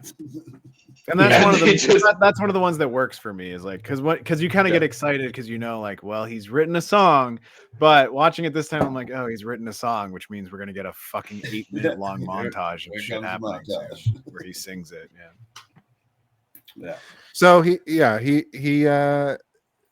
turns out the newest record producer comes to him and says a rapper has been using his song as a sample. Lil Nutsack. I like that the song is Lil just that this guy rapping and then he's talking about his erection being hard and it's like da-da-da-da-da, and hard and that's the only part that they're using from the song. That's the And part you he's- like? No, I think it's funny that they utilize just that I moment thought from that Walk was Hard. super funny. I thought that was Yeah. very Is funny. that before or after he's offered Viagra and he sees the This is Temptations? yeah, yeah. literally It's the- before. That's like We're at the Oh, the very end. Temptations. Yeah, that was awesome. yeah, The Temptations, that was a cameo, Oh, no, yeah, the yeah. Temptations. Temptations. Yeah. Yeah, they're That's warming what up I had in my backstage. Yeah. notes. I'm not Yeah, that was sure. great. I'm not sure. Something I about a got giant midget too. I don't know. Oh yes. That. Oh Yeah. fuck. He says he looks like a giant midget. He's being put up for a lifetime achievement award because of all this. Then we get a montage of him getting the band back. The guy that he stole his wife from punches him in the face. Chris Parnell hugs him and he gives the other guy a huge bag of weed. Tim Meadows. Tim Meadows. The other guy, Tim Meadows. Tim Meadows. I forgot his name for a second. I apologize. Chris Parnell, too, by the way, is. Oh, good. Simon, you saying something? No, I said that's we were talking about earlier. Tim Meadows. Yeah. Tim Meadows, man. Tim Meadows, Tim man. Meadows, bro. Yeah, he gives him a Yeah. giant bag of weed, and he's The biggest and he's bag of like, weed I ever all saw. debts have been paid. We can be friends again. That's all he wanted was a giant bag of weed. I think Chris Parnell deserves a little bit of like Tim Meadows style praise too. Like that guy rules. Chris Parnell's hilarious. Yeah. Also underrated. Yeah. He's been around forever. He shows up in everything and Always funny. Always Have you guys committed. ever have you guys ever played the game Maneater, the video game? He narrates. Is that where you're a the whole- shark? Yeah, Yeah, I oh, played yeah, that. I have played that. Yeah, He you're a fucking shark. sucks. Yeah. You're, I kind of really liked it. You play as a shark. I platinumed it. You play as didn't a- platinum it. I also did, Jason. Me and you. You fucking losers. But Okay, Stu. so Your you fucking play as a tall shark horse. and you like That's eat the game you people and play. attack boats and stuff. But the narrator of the game is him. He's the narrator, and it's like sort of like a nature channel voice the entire time, being like, Yeah, it's great. The It's shark very funny. leaves its den and it needs to hunt for food, but it can't find food in this area of the river. It needs to move upriver. So you're like listening to him sort of narrating what you're supposed to do throughout the game. That's And it Chris kinda gets- Parnell? Yeah, it's him, and like it gets No grander way. and grander throughout the game. I didn't know that, dude. That's awesome. You should give it a chance again, Stu. I Yeah. will. I'm It's a sorry. I good called you game. losers. Yeah. It's a We good own game. it. It's On free. our- I mean, yeah. Well, it's It free wasn't 'cause free when I bought got it. It was like Yeah, I think I bought got it for like $30 or something, and I bought it, and I was like, you know what? I like it though. I kind of like it a lot. And You usually, silly goose. I kind of like am scared of underwater levels in video games and stuff. So like Subnautica freaks me the fuck out, and like I kind of felt more empowered as the shark, where I'm like, As no, the shark, yeah. I am not afraid of anything under this ocean. I'm the king of the I am sea. the thing to fear, and it like made me okay with it a little bit more. Anyway, No, obviously the game is not great, but it's fun. Like it is a fun game. it Enough is that fun. me and Jason both completed it 100% apparently. That's so funny. No, I was just It was teasing you. so I good. We did put a lot few of hours shit. into it too. Yeah, I was just teasing you guys. When we go over to the concert, the first thing we see is Jewel, Lyle Lovett, and Jackson Brown doing a cover of Walk Hard. While we hear the Walk Hard song kind of go into this, we see him walking down the hall. Dewey Cox walking down the hall. Two babes are like, "When you come back to our hotel?" He's like, "I'm going to go back to my hotel with my family." And as he walks away, we hear them say, "He fucked my grandma," which is Yeah. wild. That was Um, wild, indeed. I can't imagine a wilder Yeah. thing that they would No. say at that point. It's a real wild child. Being wild. And the last drug that's mentioned in the movie, we never got the heroin scene. I would have liked to see how he invented grunge. Imagine this was the But- heroin scene where this old Yeah. man in the bathroom. He was like, "You don't want Din, to." din, din, din, din, din, din, din, din, din, din, din. Ha! If it was a new movie, I wonder if there'd be like a fentanyl scene. I believe in them bones. It would be a fentanyl scene. No, it's a Viagra joke. Oh wow, Yeah, fun, the Viagra fun joke. Viagra joke. It It's gives you a crazy because boner. it's because they're old. That's why they're doing Viagra, guys. And he's Just like, to "I his do point, not want like- any part of this shit." Drugs are like pretty soon not going to be funny anymore because they're just like drugs now. And you know, remember crackheads? Ah, you know, Yeah, they're quirky. I was watching Shaft. It's not like that 2000 the anymore. other day, and there's like a scene where like Shaft almost gets hit by a car, and then you can hear the guy. It's just a ADR line where the guy's like, "Get out of the road, you crackhead!" And you're like, "Oh yeah, it's funny when people call people crackhead, but like to see a crackhead, not really that funny. Like it's kind of sad." Well, like, No, We don't know the it's same not- crackheads, maybe, because maybe, yeah. remember Johnny That could be Fletcher? it. Oh yeah, buddy. Yeah, yeah. Yeah, he's like clean now. He's awesome. No, he called got him his the life crackhead together. keeper. That's why we can laugh today. Yeah. Yeah. Yeah, that's why. Well, a Look, lot guys. of people, you know, because weed's legal, right? So a lot of younger generation think like that weed's like a old person drug. And it's Yeah. lame and stuff, you know. Yeah, they Which have is to probably do good. like I don't know, like some sort of battery powered, like you inject it into the bottom of your foot or something like that's some kind of weird new drug, probably. I assume Yeah. it's like if it's not illegal, it's not cool, right? Like it's like Oh, yeah. smoking. That's cigarettes. it. That's it. Yeah. Toronto is out of control drugs wise. Like it's not funny. Well, I want to say a little thing. I went to Chicago 2 weekends ago, and weed is legal there, but you don't smell it around. And the second I came back to Toronto, I got off the train and I immediately got hit in the face with the smell. The of weed. conductor was like, He's like, I'm not This supposed to job's do so this. easy. Let's go. Next Yeah. stop. Hell. Yeah, Fuck Yeah. off, motherfuckers. Yeah. I don't even This know if was you also- tried this thing. I'm practically driving. I just press a button. the thing in Toronto is it now. I saw like once in Toronto a 7 foot tall dude, like way bigger than me, and he looked like a Bon Scott from AC/DC. He looks like a swarthy, like Australian guy, and he was wearing a tutu, like a ballerina thing with with suspenders, and that should be hilarious, right? Oh yeah. It wasn't funny at all. It wasn't. No, it was dark. It was scary. It was dark. It was like, yeah, it was like somebody you might, if you saw him in Walk Hard, you'd be like, ah, or you'd be like, another joke. But like seeing this guy in real life, I was like, drugs are getting out of control. Like, right. It wasn't cool. I was your wife. Yeah. Guy ever. That guy. Yeah, The thing is that that was actually like a middle school student who ate like an Alice in Wonderland style drug and like grew like 6 feet or whatever. Like he never came back. Never went back to normal. Yeah. Yeah. It's sad when you think about it. Yeah. Couldn't find the other half of the mushroom. So we're at the end of the movie. Yeah, okay. So you guys mentioned I don't want to submit to the temptations, and then we get the temptations.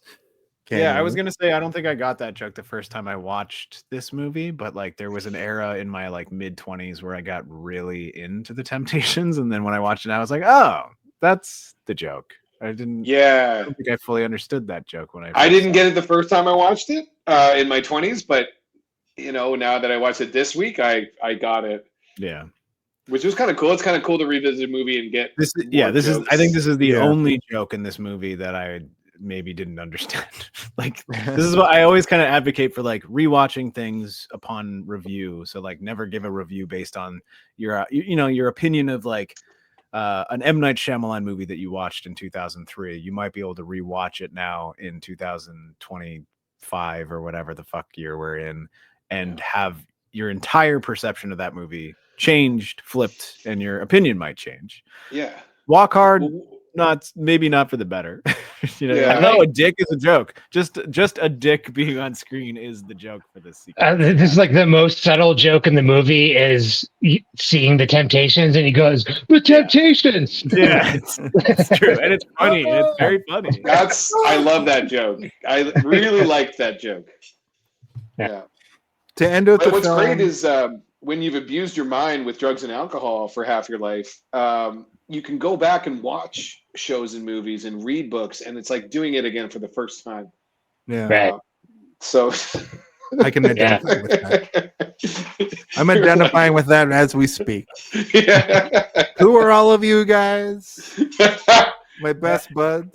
Jason looks like some guy you'd see on the fucking subway or something. That's what they call me. Yeah. Let's all take a moment and look at Jason right now. Yeah, let's look at Subway Jason. Just look at him. Oh, we can't call him Subway like Jason. That's too close to Subway Jared. He looks like a guy who's on the subway like this. What are you doing? Yeah, He was like just secretly filming you with his phone, like He doesn't look like a pervert. a feet pic or No, he doesn't look enough like a pervert. He does. But let's think about this. We're thinking about the Jason. Like I don't even remember what Jason used to look like. No. Like, but if he looks like a crazy older guy to us right now, looking at him, that's what we look like to each other too. Yes. Oh, yeah. You know what I mean? I don't remember what you guys look like, but when I do, I go no. Do you know what's absolutely wild? I was going to make a game where we all roasted me, which we're not doing now. And you're like, No, of course not. We started it a little bit. Yeah. You guys just did it anyway. Look, Eddie Vedder inducts Dewey Cox in the Hall of Fame, and it loops back to the start, and he plays a beautiful ride. We get a montage of the whole movie. We see the Force Ghost family, and the record producer dies of a heart attack and joins the Force Ghost people that are watching from the side. Lots of stuff in this film. And then we see at the very, very end, he died 3 minutes after that moment was meant to performance. emulate Star Wars. Wait. Jedi. You forgot about Tim Meadows French kissing a baby. What? I don't recall that. Excuse me? Yo, what? When You did that didn't happen? see that? Dude, I beg your pardon?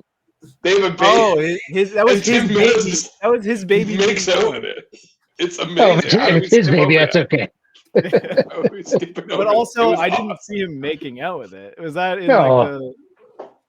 That was in like the montage of like when he's playing the song at the end, right? He No. delivers Tim Meadows. It was at the baby. very end. That montage annoyed the shit No, he out of pulls me. the baby out and it's Yeah. shaking. Yeah, and he's like, well, they're shaking it because it's a fucking rubber baby or whatever. Yeah. He And then made out with it? I don't think he made out with it. Yeah, he's Dude, kissing what it on the the hell are you lips. talking about? Oh, Yeah. I don't remember. he was this. making he was kissing it on the lips. Beautiful You didn't- maybe it was in the wrong. extended version and He only. kissed maybe it you on the guys didn't lips. see it. Yes, he did kiss it on the lips, but he didn't make out with it. That's different. Yeah. That's two different things. All right, well, it's pretty close. It's not. It's pretty close. Not the same. Kissing a baby on the lips is not the When same. we were as in school and you're making like, out You with a say baby. tomato, I say tomato. Okay. Okay. Like when we're in grade 6 and you're like, I totally made out with her. You just gave her a peck on the lips. Yeah. You don't know what making out is. Yeah, I fucked that baby. What? I fucked- What are you talking Yeah. about? I thought you were so far ahead of me. Nah, Like, I did peak in grade Yeah, 6. you're like, I fingered her. You're like, yeah. I fingered her. I put my finger on her. After I kissed my. Yeah, I did all the first, second base, baby. Second of 9 bases. Fuck That yeah. was very, very It was a funny. lot of bases. Holy fuck. Yeah. Jake, that was All funny as fuck. So we I all would agree like- he made out with the baby. Yeah, he definitely Yeah. made out with the baby according to He- Stu's definition of what making out with Face a fucked baby the is. baby. I'm just gonna go on believing. Don't that rape the I'm baby. not gonna look it up. Like, I'm not gonna go back and check. I'm just taking your word for it. Yeah. Yeah. You guys might have missed that scene. I What? think we did. Yeah. It was Hey quick. guys, that's the end of Okay. the movie. Apparently, Guilty as charged. Guilty as Being arrested. Texas hard drives. apparently, Oh yeah. there's a post-credit scene, but I didn't stick around for it. Nobody saw the post-credit scene. Let's face it. Wait, what? No, Yeah. no, God, no. As soon as Why as would- soon as Oh, the it's movie, over. That ending montage was all like deleted scenes from the movie anyway, like gunfights and shit that didn't really happen. Yeah. It's like, I was wondering like if most of those were deleted scenes or if they were like family. some of them had to be. Yeah. Yeah. But like the one where the guy's getting shot a million times. I'm like, is that a deleted scene or did they do like a Family Guy absurdist style cutaway? Just because Apparently, it would there. be funny? I didn't see this, but apparently there's a post-credit scene that's even further than that implies that Dewey Cox was a real person. I don't know. I didn't stick around for it. In That sounds fact, hilarious. I'm gonna just. Sounds like the funniest shit I ever I'm heard. gonna take a quick look here on my other screen and see none of us actually watched to the end of the movie. no, the movie I ended. mean, and I was listen, the movie when the credits roll, you're done. I'm like, I'm done. This movie was Yeah. almost fucking 2.5 hours. Oh, with ads. hold I on, don't care. hold on. I'm gonna describe to Oh. you what I'm seeing right now.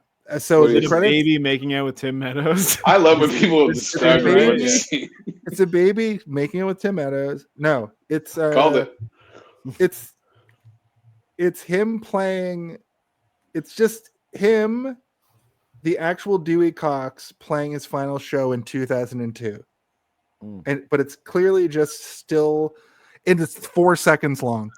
Yes, there is an implication that there's an actual Dewey Cox at the very end after the credits. I just saw it. I just saw it with my own eyes. He's a So- porn star.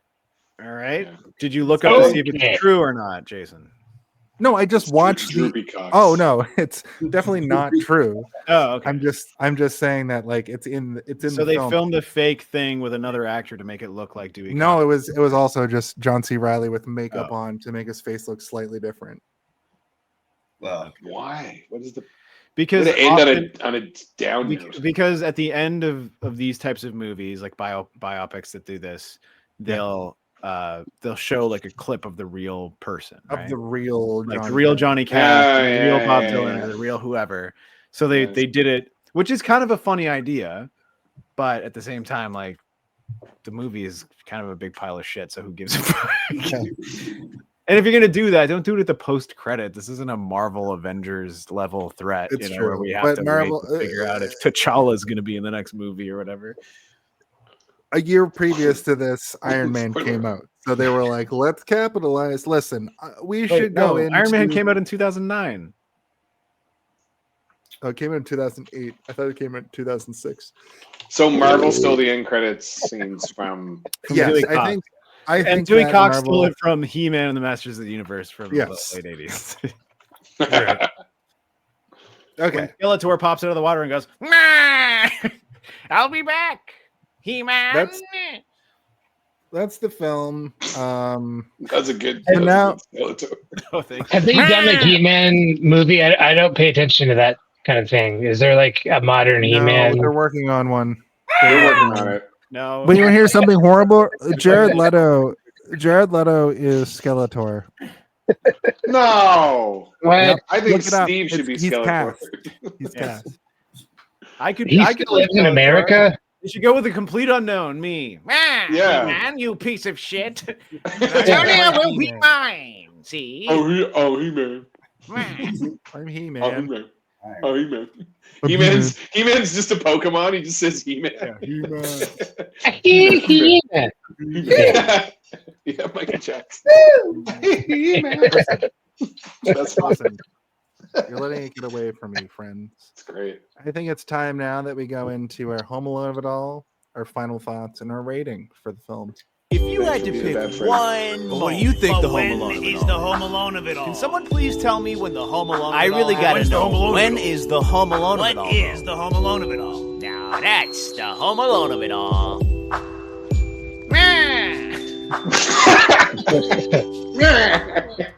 I don't remember that being on the recording.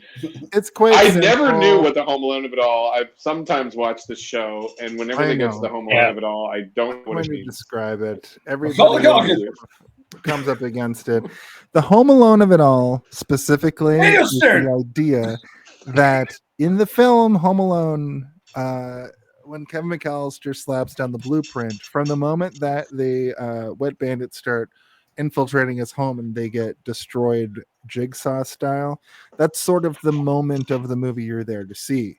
But we can relate that back to sort of your favorite part of the movie or the part of the movie you're there to go see. So what I need from our guests this week is that kind of your favorite part of the movie, your final thought, which is pretty self-explanatory, and a rating. So Stu, since you put the pirate hat on, you're on the hot seat once again. No, that's his Yellow Hulk cosplay. Don't you guys remember the Yellow Hulk? Yellow Hulk. Yellow Hulk hat. Actually, from the set of Yellow Hulk. Got canceled, unfortunately. Why is he Yellow Hulk got racial cancer? What? Well, there's some racial tensions. He's Yellow Hulk because we were talking about Hulk and Stu was peeing. Yeah. I'm pretty sure I that was. just want to get the lore straight. Yeah. All right. Eat all over himself. He is yellow. I'm getting so angry. It's like Yeah. P-Man. It's like Wrist Hulk. P-Man. Yeah. The Yeah. P-Man. Oh, it's just P-Man! various I'm hats and coming for wigs. you. Yeah. He's Piss Hulk. Yeah.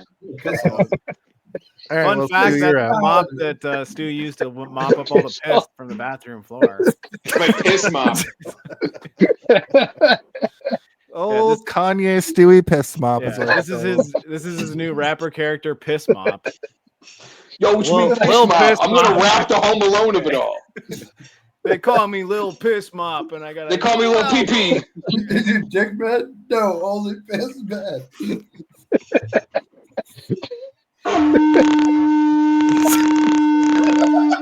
Piss Mop, We pissing. and we mopping.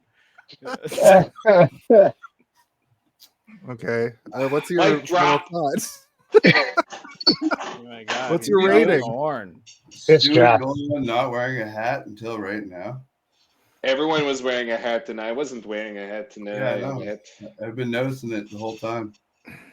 It's off button. That's okay. He's proud of his body. That's okay. Yeah. Can't be- That's Is this how okay. you're getting Stu, is this how you're getting around it? Because you don't want to do the segment, or He's getting I into didn't character. listen to your Yeah. explanation. Why don't we take the movie from the top? Can we go through the movie again? Yeah, let's start with the Yeah. Okay, so Thank you, everybody. Dewey Cox opens with the end of the story. Dewey going on the last ride. No, you're still in the hot seat. If you You can pass it to someone else to go first. Yeah, if you like, you need to think about it, or just to get an example of what we're doing here. It's too shy. Yeah. So is it just I say what my favorite part is? basically, and then your final thought, and then your rating. Stu, Sign. My favorite part get him.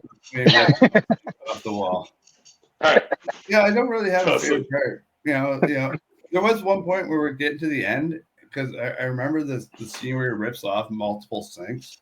And I was like, did I miss that? Was I like looking at my phone when that happened? Because I lost focus a lot. Yeah, a lot. As you do. So like, I was like, did I miss that? That's like the best fucking scene. But it's at like the very end. I was like, oh, thank God. So I think that is my favorite scene, just him ripping all the fucking sinks One off the after wall. another. Yeah. Yeah.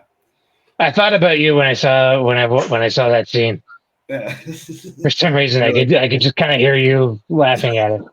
I really like that. Simon's gonna love this. Yeah. My final thoughts. I think I was kind of clear that like it's a funny movie. I laughed a bunch. There's a lot of good jokes. Yes, it's very long, and I have a thing about movies that are driven by cameos. I don't know. Why is it so long? Come on. Anyway, I don't want to give it a bad because there's so many funny jokes, but I don't know. What is the rating out of 5? Out of 12? Whatever you want it to be. Nonsense. It gets 2 out of 2. God. 2 out of 2. All right, yeah. Very good. Very good. All right.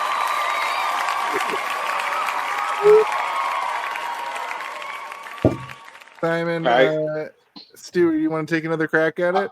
All right, I'll take another crack at it. So yeah, I think probably I like the movie the most out of anybody. It just reminded me of being an idiot 20-year-old and just thinking like the dumbest shit was funny. But sharing that with Julia was what was really funny. It's like, hey, this is what used to be the pinnacle of humor when I was 22 or whatever when it came out. And so I really enjoyed that. But it also reminded me of like when we were friends and everybody would quote movies that I hadn't seen, and that would be the entire conversation. And that pissed me off. Yeah, me too. And I went to a dark place. But no. Overall, my favorite scenes were either with Tim Meadows or the Beatles, probably. I'll give the movie 1/2 of Bifurcated Cat.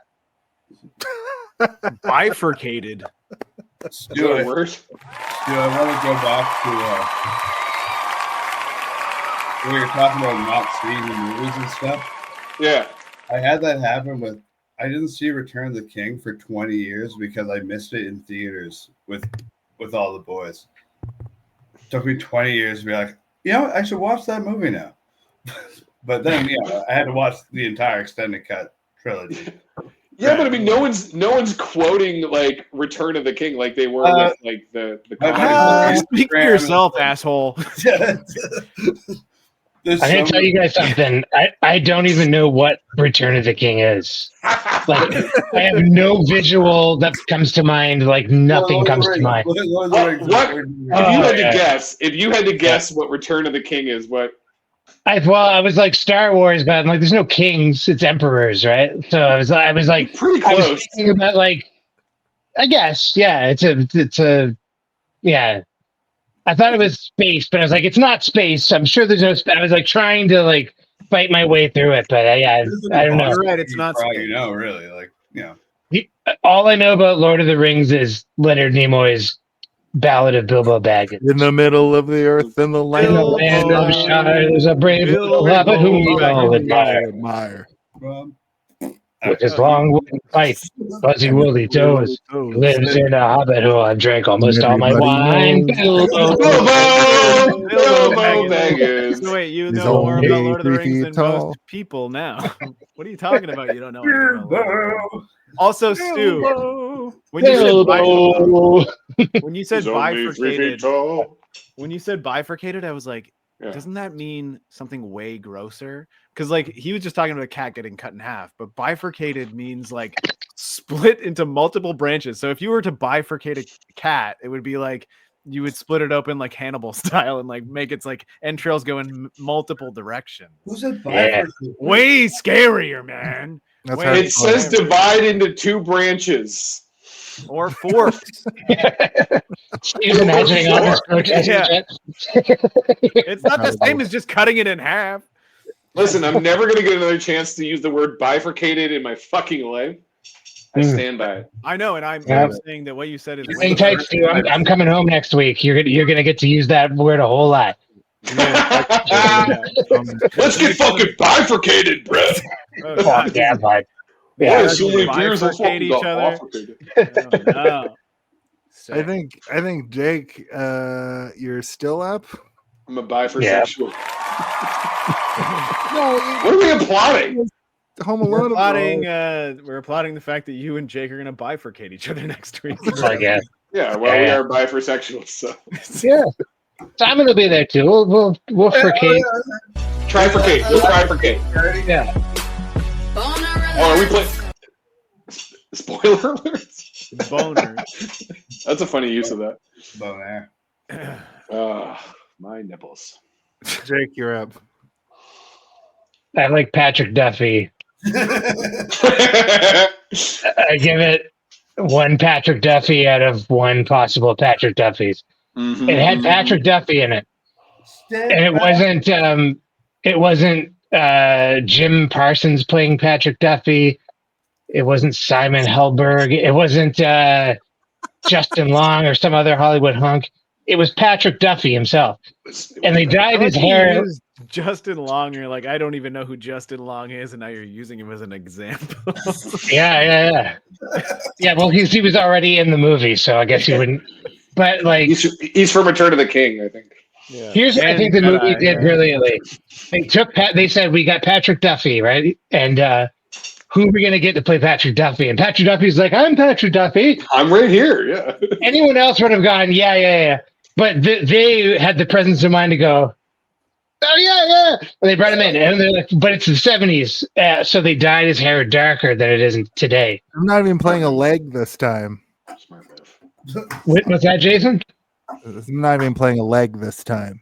South Park. He usually just plays a limb. Yeah, right. He has a leg. No, but he's. I remember the leg. We all know him from Step by Step. Oh yeah, day by day. Working it over.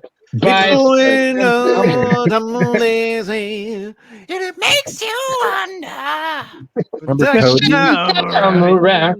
Yeah. Living in a van. Yeah. Second kickboxer movie. Yeah.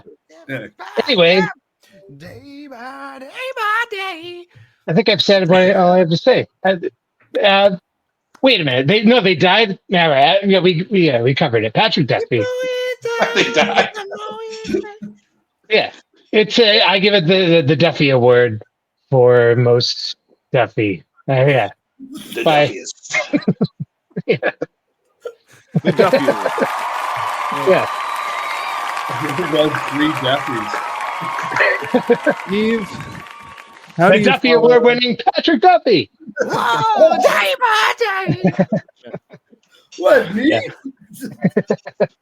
Steve, how do you even follow such a series of amazing Home Of Alone? unfortunate events. Well, what we Can't do, get enough of that wonderful Duff. what we do is we tell our truths, and the truths is this, people. I don't really think that I will ever watch this movie again unless it's a format like this where people ask me to, or if we're at an event where all 5 of us just so happen to be there and you guys are like, you guys want to put on Walk Hard just for fun and reminisce about that time we talked about it that one time, and then we were reminiscing about this podcast while watching that movie. But that's not to say that I didn't enjoy it the first time that I watched it, and that's not to say that I didn't have a little bit of enjoyment the second time I watched it the other day. But I think Jake and I can both attest that we got to a point in this movie where it stopped being funny, and we just were kind of wondering how many more montages we're going to be forced. Yes. Good God. Yeah. They understood the formula, but they forgot that like if you cook it too long, it's going to be overcooked, and by the end you're going to walk out being like, I stopped laughing and I was just kind of watching the comedy attempt to make me laugh. But it's like, you know, it's like when someone's beating a dead horse or like continuously making the same joke over and over again. Yeah, it's masturbatory, exactly. And you're like, can you stop? Can you stop now? I want to watch Alien, a dark horror, and like let me just like stew in something like that instead of you know, sit here trying to chuckle, you know, like where you're like, I recognize that is funny, but I'm just forcing myself to laugh at it now because I'm here. Trying to chuckle is that's perfect. I felt like I was doing that, Steve, to like make it seem like the movie was funnier than it was to Julia. Sometimes I'm like, oh, yeah. See that? Or dicks on the screen, or to make it feel like it's worth your time as a human being, where you're like, I'm spending my time to watch this. I need to like at least force some sort of humor out of it. And I got so down that then there was a point where I did start to chuckle at stuff, and I was like, okay, it's back a little bit, but it was few and far between. So I think we've all kind of come to the same conclusion, which is like, you do not need to make this movie 2 hours long. You can cut it down to 1 hour and 20 minutes, and you'll get the stuff that you want. The fun stuff, the funny things will be there still. And you're not going to be dried up by the end where you're life is too short. Yeah.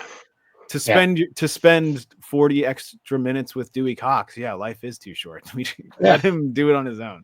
Let him have the montage where he's playing catch with his kids for 8 minutes, not be in the movie. We can sum that up. Funny.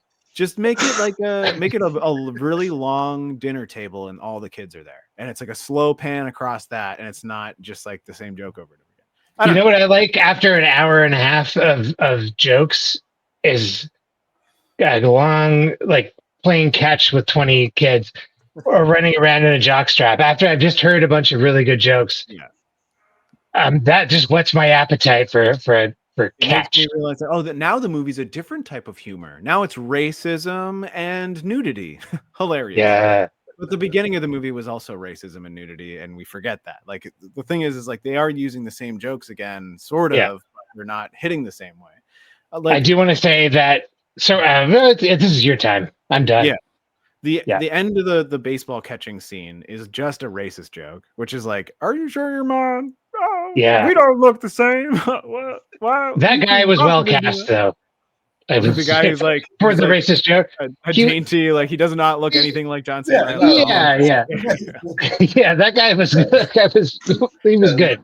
That guy also looked like more of him. He didn't even know. I'm gonna go watch the movie again after this podcast. It looks like they just like asked him in off the street and like gave him a ball and was like, toss it to him. We're gonna film you. Like he didn't know what was going on there. He didn't know why he was funny. That man was a victim. Yeah. But I mean, this movie is an absurdist comedy in every sort of definition of the word. I do prefer my absurdist comedies to be something more along the lines of like Airplane or Scary Movie or something like that, where like the gags are the point. And if you're trying to have a story there as well, like why even try to do that? Like, because if you are, then you need to spend more time on it. If you're not, then abandon it fully and go for the Airplane treatment or the Scary Movie treatment, because it seems like they're trying to sort of have their cake and eat it too. Yeah.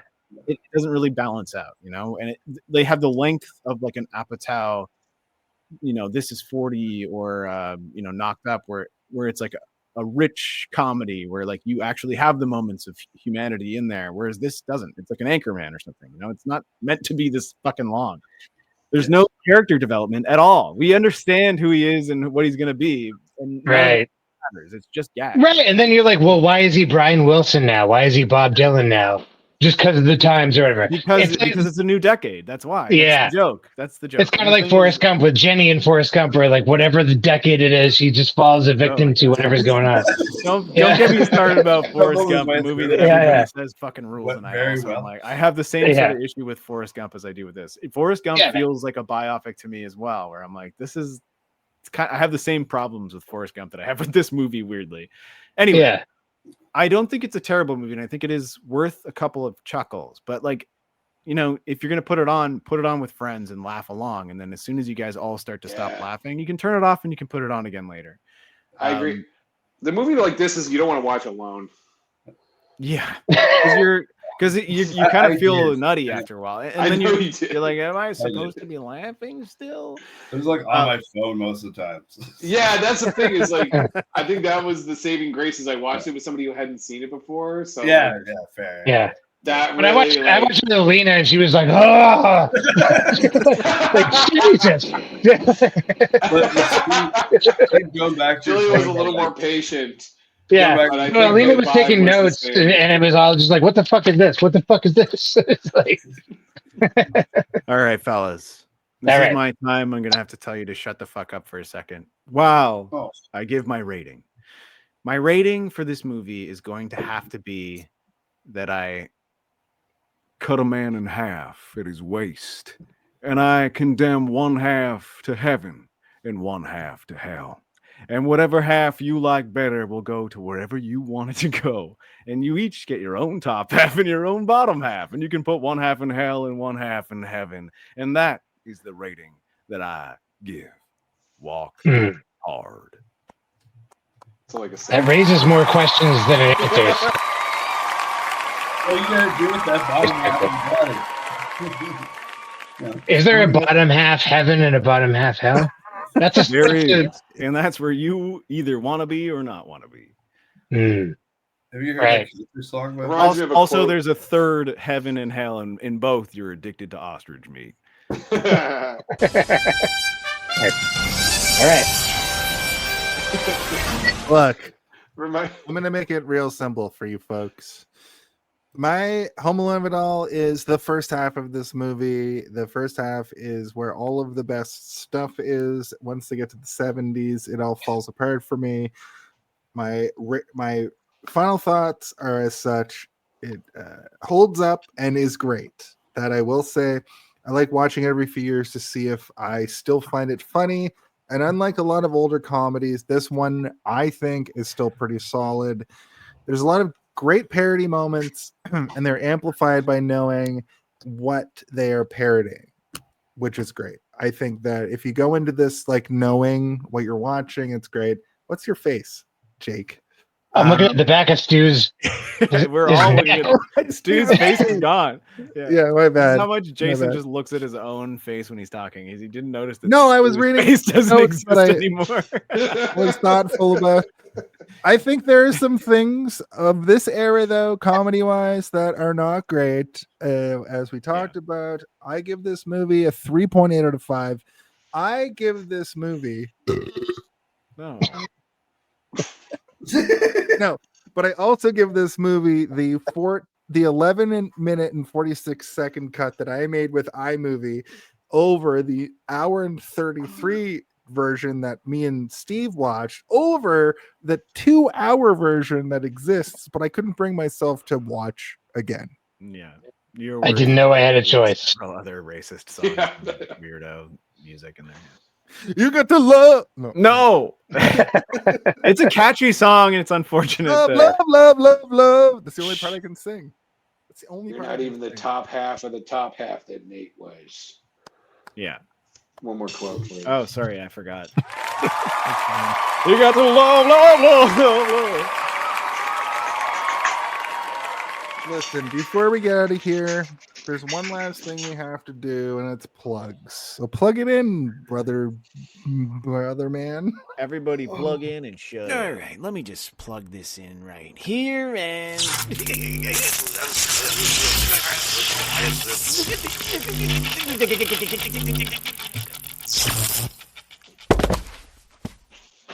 Well, he died. Jake, do you have anything you want to plug? Plug it in. I'm still looking for a normal job. I'm moving to. I'll be in Halifax, Nova Scotia, one week from now, and I need work. So that's all. Yeah, that's all. Get I'm gonna plug. What's the somebody opposite give of him a plug? job. Fire my ass. Yeah. Somebody Yeah, give thank the I can do man anything I put my mind to. He can do it. Just give him a I'm chance. That's my resume. It says he can do anything he puts his mind to. Just give Can him you a find chance. bullets in the desert? Can you Yeah. can you read? Can you find guns? I can Can do you that. find guns, Jake? I'm Mhm. glad that I'm getting this John I got one Cena right here. Final God, Four there you style go. hangout with you because me and Jake have been hanging out a lot lately. We hung out all weekend. I was on this podcast, and my birthday is coming up. Yeah. and, That's so nice. I'm gonna miss you, bud. I'm gonna miss Like, you so bad. it's sad. I'll be at your place. I'll come over on your actual birthday in 2 days, Can't wait and to see you. we'll have a cry. But you're gonna have to come out to the East Coast and see all your friends. I'll do it. You can stay with me, J-Stays. You can take Slime, the train. I'll do it. I would love to take the train to Halifax. I love it more than anything that you know. You know, there was a point where I'm like, do I have to really do a podcast with 4 straight white men? And I'm like, wait, are they gayer than me? These guys seem gay. Yeah. We're all very gay for each other. Simon, do you have anything that you would like to plug this week?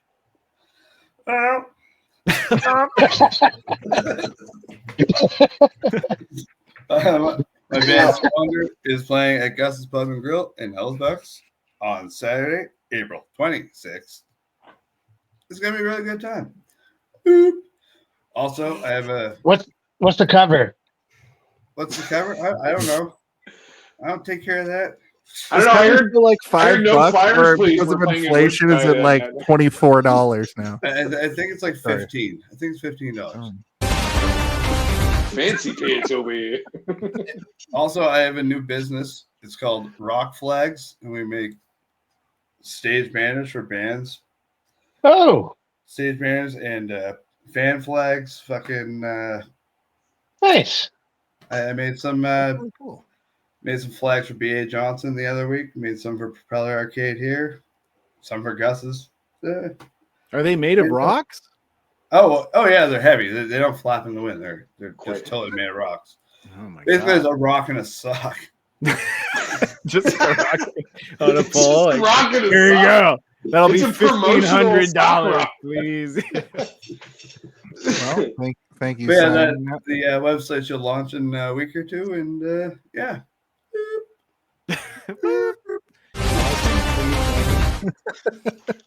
Oh, that's Oh, my yeah, I'm doing the event setup for Chicago the musical. Yep. And then the event teardown for Chicago the musical. You're doing the event teardown? Oh yeah. Oh shit! All right, that means we have to stop the show. All right, It was all good- right. It was That's good while it lasted, fellas. That's too This funny. bores me. Stu, what do you got to promote this week? You're doing a lot of things. I mean, you got Simon's Sock Rocks. I mean, Jake needs a job. I'm going to promote that. Oh yeah, we're gonna make a banner for Stu. I gotta get my shit together, man. But she's gonna make me a banner too. I don't have a logo yet, but I'll get. I'm the worst customer ever. Indexy. What am I gonna plug? Nobody here fucking lives here. Like, I don't make content online, honestly. Like, just somebody give Jake Yeah, a but job. you never know. Don't you host a fucking open mic in Dartmouth? every week? Yeah, but who fucking cares? Do it. The internet Tell them might about care. it. You know, people watch this show. You might Yeah. not believe it. Really? Yeah, Spider-Man himself. Spider-Man? What? Yeah. There he is. Thank you. All right, well, I'm doing a show tomorrow night at the Woodside Tavern. I'm hosting a show. It's half the price of Simon's show, so you should probably just come to mine. No, different day. Also, I'd like to promote the No Flyers Please show, which is the same night as Simon's show. Also cheaper. I'm just kidding. No, yeah, I do an open mic every Tuesday at Celtic Corner in downtown Dartmouth, and there's no cover, and it's super fun. If I wasn't being dragged to No Flyers Please, I would rather go to Simon's show, honestly, on Saturday. That sounds dope. Yeah, no, just thanks for having me on the show, and I had a lot of fun. Dude, are you opening for No Flyers Please doing comedy before They play? No, they're on Saturday. I'm doing a show tomorrow night on Friday. But you're just gonna go. You're gonna be there to see No Flyers. Please. I'm going to Woodside to put on a show tomorrow night, like to host and produce a show, and then Saturday I'm going back to Woodside Tavern to go to No Flyers Please. To go see that show. Okay. I think to go see that have show. stand up as their opener more often. Yeah. Yeah, you can also catch me downtown Dartmouth on way too many weeknights. So getting drunk. Fantastic. Love getting drunk and doing comedy. Favorite thing to do. I'm gonna miss Jason very, very much, but I am stoked to come down and see you guys. Fucking tie one on. Hell Steve, yeah, dude. we are cooking on the old back burner. Me, the co-host of the show. The Yeah, I have my my regular YouTube haunts that you guys can check me out at. I do Darth Theorist and the Three-Eyed Theorist, where I am a voice, a narrator, as well as all the character voices. And it's doing quite well, so I would love if everybody would go check it out. You can hear me be like, what if Obi-Wan Kenobi was slightly taller? Let's explore the depths of it in the video. And then it'll be like, Obi-Wan Kenobi looked in the mirror and he thought, I wish I was taller. It's that kind of stuff, except more interesting. So I do that, and I know I keep saying that I have a thing that's coming down the pike, but I can't talk about it yet. I think you might be able to talk about it now because it's been advertised. Has it been advertised? Yeah, I saw it today. But I'm gonna not talk about it right now, just because I don't know if I should. So if I can, next week I'll talk about it. But right now, it's kind of fun and interesting and cool. It's cool. And I'm gonna be working with like well-known like household names and shit, which is kind of cool. And by working with, I mean like my voice will be accompanying their voice in a thing. Not like I'm like, hello there, nice to meet you, sir. As much as I'd like to say that was the case, it's not. But it should be fun, and I'm excited to talk about it when I can. Is Patrick Duffy involved? Patrick Duffy might be. He could be. He could be. The Duff could be involved. Is he alive still? I don't know. Doesn't matter. We'll CGI him in. But the one other thing that I would like to plug is our show and next month's theme, Jason. But I would maybe like you to go first before I do that, unless you want to put it as part of yours. No, you tell us all about it. It's a video. Oh, we'll get to that in just a moment. I'd like to let everybody know that you can find this show here on Facebook, Instagram, Kick, Twitch, Kick your dick. I think you said it. I was like, what is it? Welcome to kickyourdick.com. Press here to have your dick kicked. On Thursday at 8 p.m. I'd also like to very quickly thank Simon, Jake, and Stu for coming on tonight. I thought it was going to be way more chaotic than it was, but we actually turned out a pretty good episode, and I would like to welcome all of you guys back anytime you'd like. Yep, absolutely. It was good.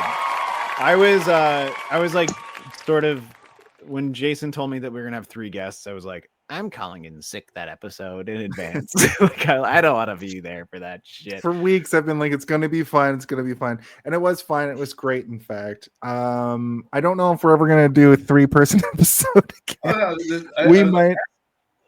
Yeah. I really just wanted to do like a birthday party episode. And no, it was fun. I think picking a movie like this was actually way smarter than I had really kind of thought about it, Jason, where it's like, no, we're not going to talk about this fucking movie. Don't point at your head like you're fucking smart. You didn't. I'm a genius. You just call me the smartest man. Fucking guy. I am so smart for doing it. Smartest man. Double point. Double. But listen, Steve, we're going to get to you just now. You can find merchandise for this show. You can buy different photos. That's you want to do this? I don't. I'm gonna do it. Yeah. Steve has drawn the Grimoire Familiar Killers. You can get on our shirt. It's our kind of our gem in our crown, our fucking trademark series that we do each and every year, which of course goes to the Kill Aid photo that you can get put on a shirt. That's Steve drew, of course, and Twinkerbell. Come by Twinkerbell. And of course, there's Zardos. Zardos. And the biggest photo that you can ever have is having the Howie Mandel effect on a shirt. You can get that on a shirt. And I like that one. That's cool. Just because it's funny to me, and I haven't put it up yet. Carpal tunnel syndrome, which arguably is your best picture of all of these. It's the most intricate, but it also doesn't really like make any sense because so we did a James Bond month and we're like, everybody who is our guest come up with a henchman, and only one did, and it was like on the show we came up with like corporal tunnel syndrome, where he was just like a weird henchman, like I'm corporal tunnel syndrome and I dig through the underground or whatever. And like that was like the drawing that I had thought of, and he just looks like sort of like an Incredibles character or something, right? But he looks like he's from Warhammer or something. Yeah, he's kind of spooky. It's true. And Steve, as usual, I'm going to steal your joke. Here's the thing: you can obviously that's a joke everywhere on the internet. But once again, I would like to invite all of these guests back to the show at any time. Here's the thing: here's what we have to do to get out of this show. And I think here's that Albert Einstein. I thought you said here's the twang. Well, what's the twang? So what's the talking about twang? For my birthday this year, I would like for Simon, Jake, and Stu all at the same time to ask the number one question that has to be asked each and every week. I'll count you in. I'm going to say 3, 2, 1, and then you say it. It's the name of the show. And this is what I want for my birthday this year from you guys. So all you have to do is remember what the name of the show is. And in 3, 2, 1. Hey, did you see this one? Hey, did you see this one? In 3, 2, 1. Hey, did you see this one? Hey.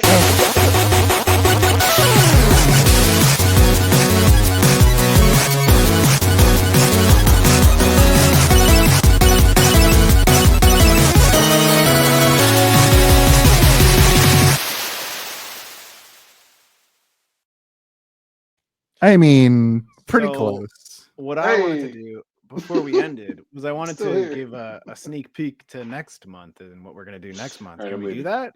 Are we still allowed to do that? Yeah. Can we do it right now? Do it right now. Did Simon leave back?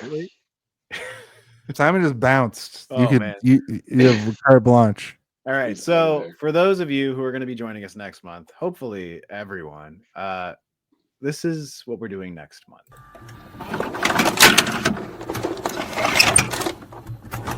Once upon a time, movie magic was dwindling, and things were changing. And this month, Stephen Waters and Hey, Did You See This One? Would like to take you back there. Take you on a trip down memory lane to revisit some of their favorite movies from the late 1900s.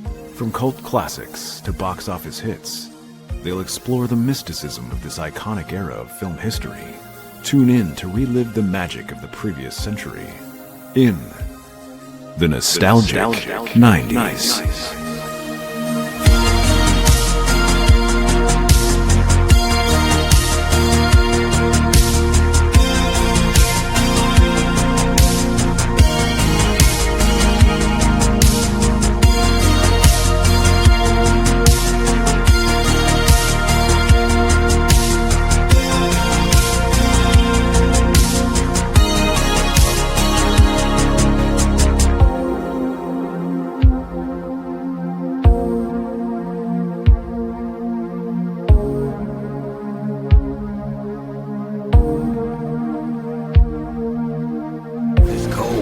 Just got hot. Shut the up and call me when she shows. Why the hell you want to be a cop in? Oh, forget her ass. Got milk? Yeah, I got the milk. Shit, you want the milk? I got a whole bunch of milk.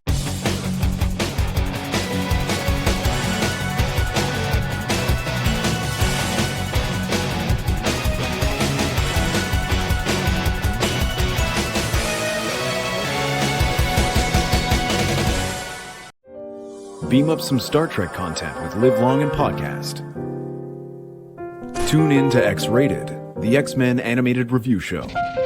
Artistic interviews with graphic histories. a roundtable movie discussion with Hey, did you see this one? And movie reviews with Hold Up, a movie podcast. And while you're at it, spin a few records with Eamon on Track. Watch us duke it out on trivial debates. And let's chat about TV with the Super Mater Brothers. It's all here on the United Federation of Podcasts.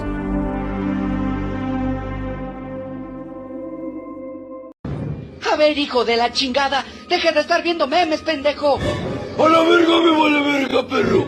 Y cálate a la verga, hija de su puta madre a la verga. La verga, vergazos.